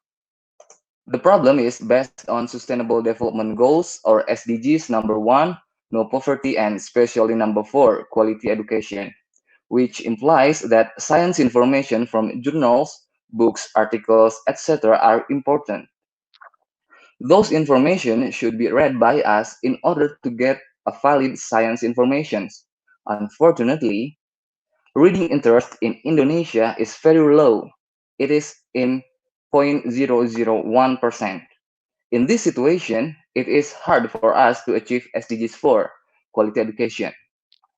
So what we can do now? In Industrial 4.0, we can access information wherever and whenever we like. So providing an online platform which gives us a valid info is a must. And there already a platform like that, Google Scholar, Sage, Science Direct, etc. But in a low reading interest country like Indonesia, an audiovisual can be a solution. As Andrew Thompson et al. Once said, video can be a very powerful video can be a very powerful teaching medium. So that we propose our product, Video Read or VRead. VRead is a platform that provides video format of information from journal, articles, books, etc. Furthermore, comics and novels. With this video formatted information, the low reading interest people still can get a valid info from journals, articles, books, etc. With the increasing number of VRead users, SDGs 4 quality education is easier to be achieved. It is also easier to achieve SDGs 1, no poverty, because VRead will be giving commission for creator through an ads, which are going to be played before their video started. It also free for both users and creator. VRead gather people all around Indonesia to become a creator and a users. Therefore, the market potential is an active internet users in Indonesia, approximately 175.4 million users. Furthermore, it will be all around the globe. The conclusion, VRead is crucial to be realized by us for creative and educative future content. Lastly, we need your help because we can't reach quality education alone, but together we will make a difference. Our team, I am Ishak Budiman, and my friend Rizka Amelia Huzaifa and Fitra Dinada. Thank you. Wow, thank you very much. Oke, ini saya harus bicara pakai bahasa Inggris juga. Bahasa Indonesia juga bisa, Pak. Boleh, saya pikir ini lidahnya cuman speaking English only. Enggak. Selanjutnya untuk memberikan pertanyaan yaitu Mas Nazir dan juga Mbak Lia. Silahkan. Mau Lia dulu? Oh, boleh. Ya, Ishak. So, tadi argumen kamu adalah orang Indonesia nggak suka baca, makanya kamu masukin jurnal itu ke dalam menjadi video gitu ya? That's your argument kan? Ya pertama kayak how do you know gitu loh bahwa maksudnya orang Indonesia mungkin nggak tertarik sama jurnalnya itu sendiri gitu ya. Kalau udah di-convert, apakah mereka mau ngikut? Apakah mereka memang dari awal nggak tertarik aja sama jurnal, for example ya? And then how do you get the journal yang kamu bicarakan tadi, jurnal, artikel dan segala macam, kamu dapat source-nya dari mana? Are you going to buy them atau gimana gitu loh. Terus habis itu kan itu I assume itu going to be long ya. Nah, maksudnya kayak tebel gitu. Nah, kalau jurnal setebel itu kamu jadiin video, jadinya bakal berapa menit dan apakah kamu sure your market bakal kuat gitu ngikutinnya. And then kalau kita bicara video, there's a lot of video uploaded to YouTube, ya kan? Dan probably juga orang upload jurnal, buku, whatever ke YouTube juga. Bagaimana kamu compete with them, gitu. Ditahan dulu jawabannya Mas Isyad. Baik. Lanjut lagi ke pertanyaan dari Mas Nazir. Silakan Mas Nazir. Iya sih, sebenarnya lebih ke arah buku jadi audiovisual tuh bukan hanya ngerubah hanya jadi audiovisual, tapi ada banyak treatment yang dilakukan sehingga apa yang akhirnya dibaca bisa juga sampai dengan audiovisual gitu loh. Dan banyak banget itu konten yang akhirnya salah kaprah karena memang mereka cuma menjadikan itu online gitu. Nah, dari pihak tim kalian nih, ada capacity nggak untuk develop konten yang seperti ini dan mungkin pengalaman sebelumnya atau mungkin apa yang kira-kira bisa support eksekusi nantinya gitu.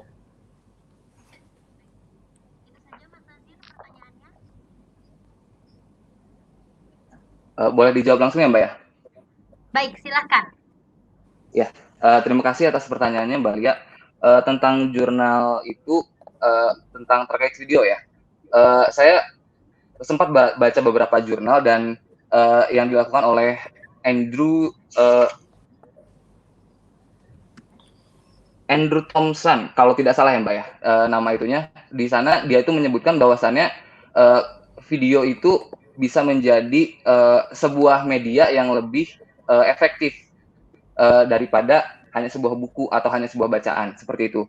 Nah, untuk pertanyaan selanjutnya, terkait juga dengan bagaimana kita compete dengan YouTube, karena betul beberapa konten creator di YouTube sudah ada yang mengupload tentang edukasi, sudah banyak, namun kami melihatnya belum ada konten creator di YouTube yang juga melampirkan jurnal-jurnal tersebut. Nah, terkait dengan dari mana kita dapat jurnal atau bukunya itu, karena kita tuh sistemnya memang mirip seperti YouTube yang diupload nanti oleh creator sendiri. Jadi nanti jurnal yang misalkan saya adalah creator, saya akan menceritakan jurnal yang saya baca dan saya akan melampirkannya di dalam situ, di dalam apa yang saya upload di Virid ini.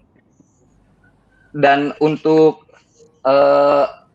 karena masyarakat Indonesia itu masih rendah minat membacanya, tadi 1:1000, dan kalau untuk video mungkin bisa jadi juga masyarakat Indonesia memang tidak tertarik pada jurnalnya. Namun kami sendiri masih belum melakukan penelitian lebih lanjut dan masih belum membaca bagaimana ketertarikan terhadap jurnal. Yang kami lakukan hanya bagaimana ketertarikan masyarakat Indonesia terhadap membaca, dan informasi di jurnal itu atau di artikel itu tetap harus dibaca. Oleh karena itu kami menyimpulkan bahwa akan sangat sulit informasi dari jurnal, artikel, buku dan sebagainya itu masuk ke orang Indonesia gitu. Nah, mungkin yang perlu kamu perhatikan, kamu perhatikan yang pertama, informasi yang kamu bilang barusan nggak ada di slide, yang kamu bilang orang upload sendiri gitu. itu nggak ada. Habis itu yang kedua, tadi ya maksudnya kayak seberapa banyak sih orang Indonesia yang udah mengeluarkan jurnal gitu ya, maksudnya profesor atau segala macam kan. Jadi kamu lihat lagi supply side-nya juga. Ya itu sih dari aku komennya. Baik, terima kasih Mbak Lia. Dan untuk selanjutnya Mas Nazir, dan ada kapasitas atau tidak untuk konten ini dari tim kita? Dari tim kita masih belum ada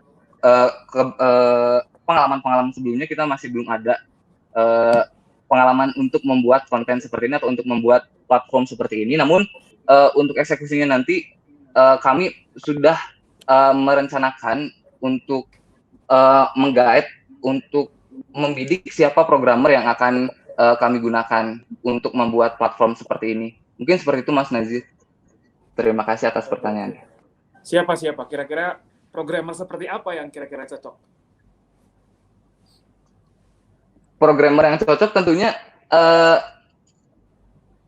programmer yang sudah mempunyai kapasitas dan sudah mempunyai pengalaman-pengalaman sebelumnya dalam membuat web. Seperti itu sih Mas Nazir. Meskipun kami ini kan luar biasa kompleksnya, karena audio konten sama visual konten dari hal yang sangat berat itu juga perlu riset dan perlu karena mixing podcast saja itu juga jarang banget akhirnya bisa bikin podcast yang bisa kedengeran, karena manusia punya banyak banget psychological, mungkin Mas Aryo Tamar lebih ngerti gitu kan, biological dan lain-lain. Jadi sebenarnya mungkin lebih diperdalam aja untuk execution planningnya, karena sebenarnya perlu banget gitu sih. Oke, terima kasih banyak. Terima kasih Mas Nazir dan Mbak Lia, dan kepada para juri.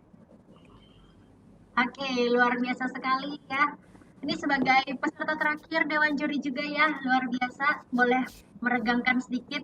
Aduh, capek. Biasa. Sempat kaku-kaku juga ya. Oke, so anyway, itu dia tadi Dewan Juri ya, grup terakhir di presentasi kita hari ini di Idea Competitions, The Future of Content. Sekali lagi aku pengen ucapin terima kasih ya buat Mbak Lia, Mas Bayu, Sama-sama. Mas Aryo ya. Hebat banget, hari ini luar biasa sekali. Dan beberapa saat lagi kita akan mengetahui pemenangnya, tapi sebelumnya ya, boleh aku minta komen keseluruhan mengenai para peserta kita hari ini, mungkin secara singkat saja Dewan Juri.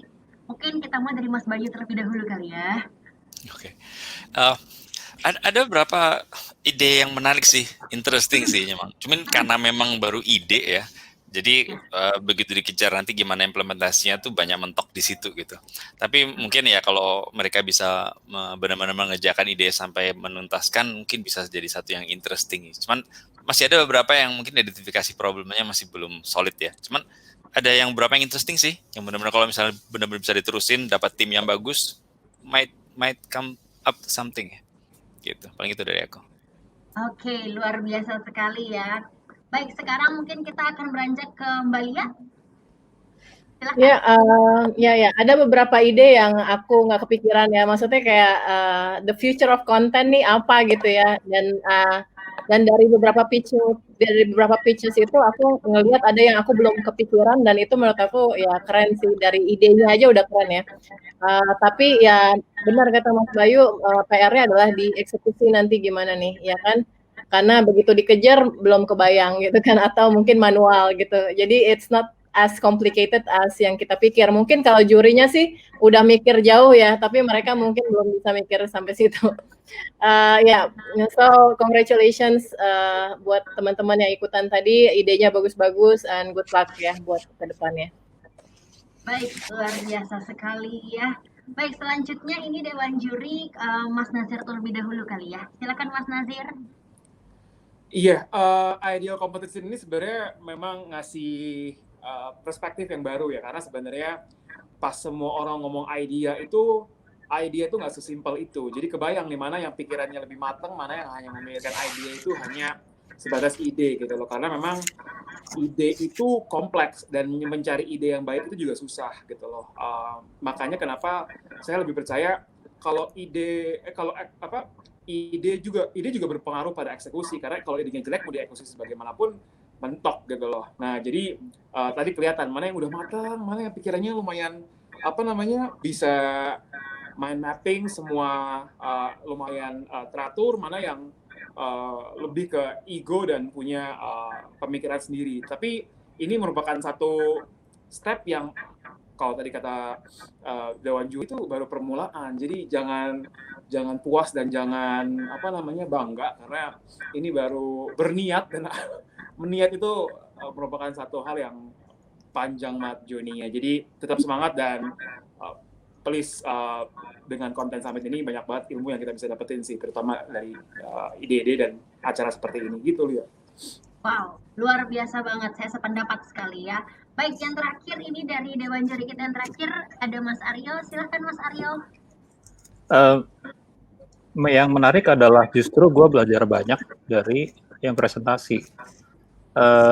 Gue sangat takjub dan kagum soal ide dan terutama kepemimpinan mereka dalam mempresentasikan ide dan visinya. Tentunya pastinya untuk maju dari level ide untuk menjadi bisnis itu pasti ya butuh bantuan, karena kan yang namanya jam terbang, yang namanya koneksi untuk mendapatkan data, yang namanya menguji ide, menguji eksekusi itu kan prosesnya panjang dan tidak akan selalu berhasil. Tapi yang namanya perjalanan entrepreneur itu ya memang seperti itu, kita bereksperimen terus sampai nemu model bisnis yang akan bisa tumbuh baik ya. Rasanya kita yang entrepreneur juga pasti mengalami itu. Jadi ini permulaan yang bagus untuk ngikutin seperti ini. Baik. Tinggal di-guide sama Telkomsel aja nih. Iya, betul. Tapi memang luar biasa sekali seluruh peserta yang hadir hari ini ya, dengan ide-ide cemerlang yang mungkin belum sempat terlintas oleh kita juga ya. Luar biasa sekali. Dan baik, kalau gitu saya ingin ucapkan terima kasih kepada seluruh peserta dan juga terima kasih sebesar-besarnya nih untuk para Dewan Juri kita hari ini ya. Terima kasih banyak.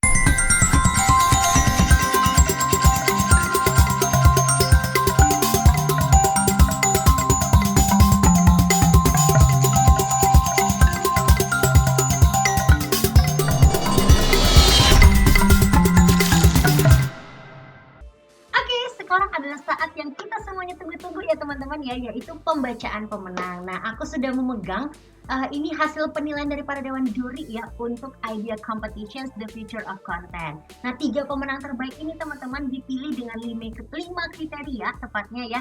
Yang pertama adalah Problem Identifications, Idea Uniqueness, Idea Viability, Presentation Executions, dan yang terakhir pastinya adalah Presentations Visuals. Nah, untuk ketiga pemenang ini teman-teman akan mendapatkan hadiah berupa uang tunai sebesar 5 juta rupiah, itu untuk juara ketiga. Kemudian untuk teman kita ya yang juara 2 ini akan mendapatkan hadiah berupa uang tunai sebesar 7.500.000 rupiah. Dan ini untuk juara pertamanya teman-teman akan mendapatkan hadiah berupa uang tunai senilai 10 juta rupiah. Oke, dan ini juga perlu ingatkan lagi ya buat teman-teman semua bahwa hasil pemenang dari Idea Competitions ini teman-teman bersifat mutlak dan tidak bisa diganggu-gugat. Oke, baik. Udah nggak sabar banget, ini juga udah nggak sabar banget ya pengen membacakan siapa pemenangnya. Baik, langsung aja. Ini akan mulai dari juara 3 dulu kali ya. Oke. Langsung aja, juara ketiga Idea Competitions The Future of Content jatuh kepada Pathway. Congratulations. Wow, luar biasa banget teman-teman. Selamat ya teman-teman dari Pathway mendapatkan hadiah yaitu uang tunai senilai 5 juta rupiah. Kita kasih tepuk tangan dong. Oke, lanjut lagi ya.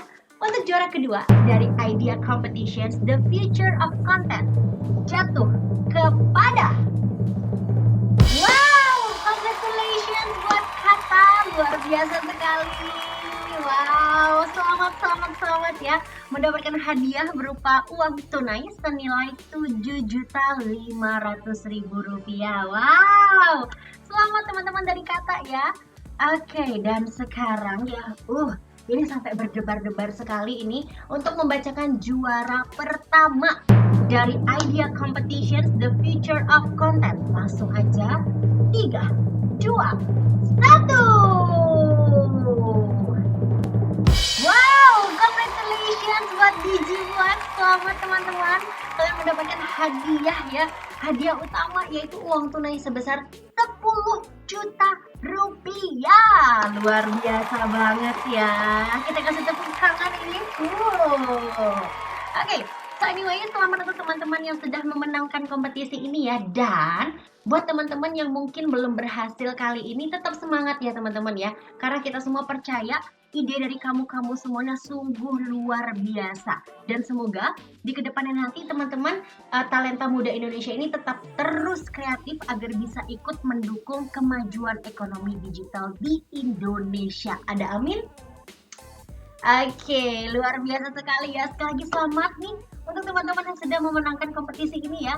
Dan juga ya, ini pengen ucapin terima kasih buat teman-teman yang sudah menonton. Dan jangan lupa ya teman-teman untuk terus ikuti sesi The Next Step Summit selanjutnya ya.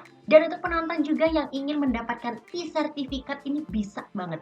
Caranya gampang banget, langsung aja isi feedback form yang sebentar lagi akan muncul.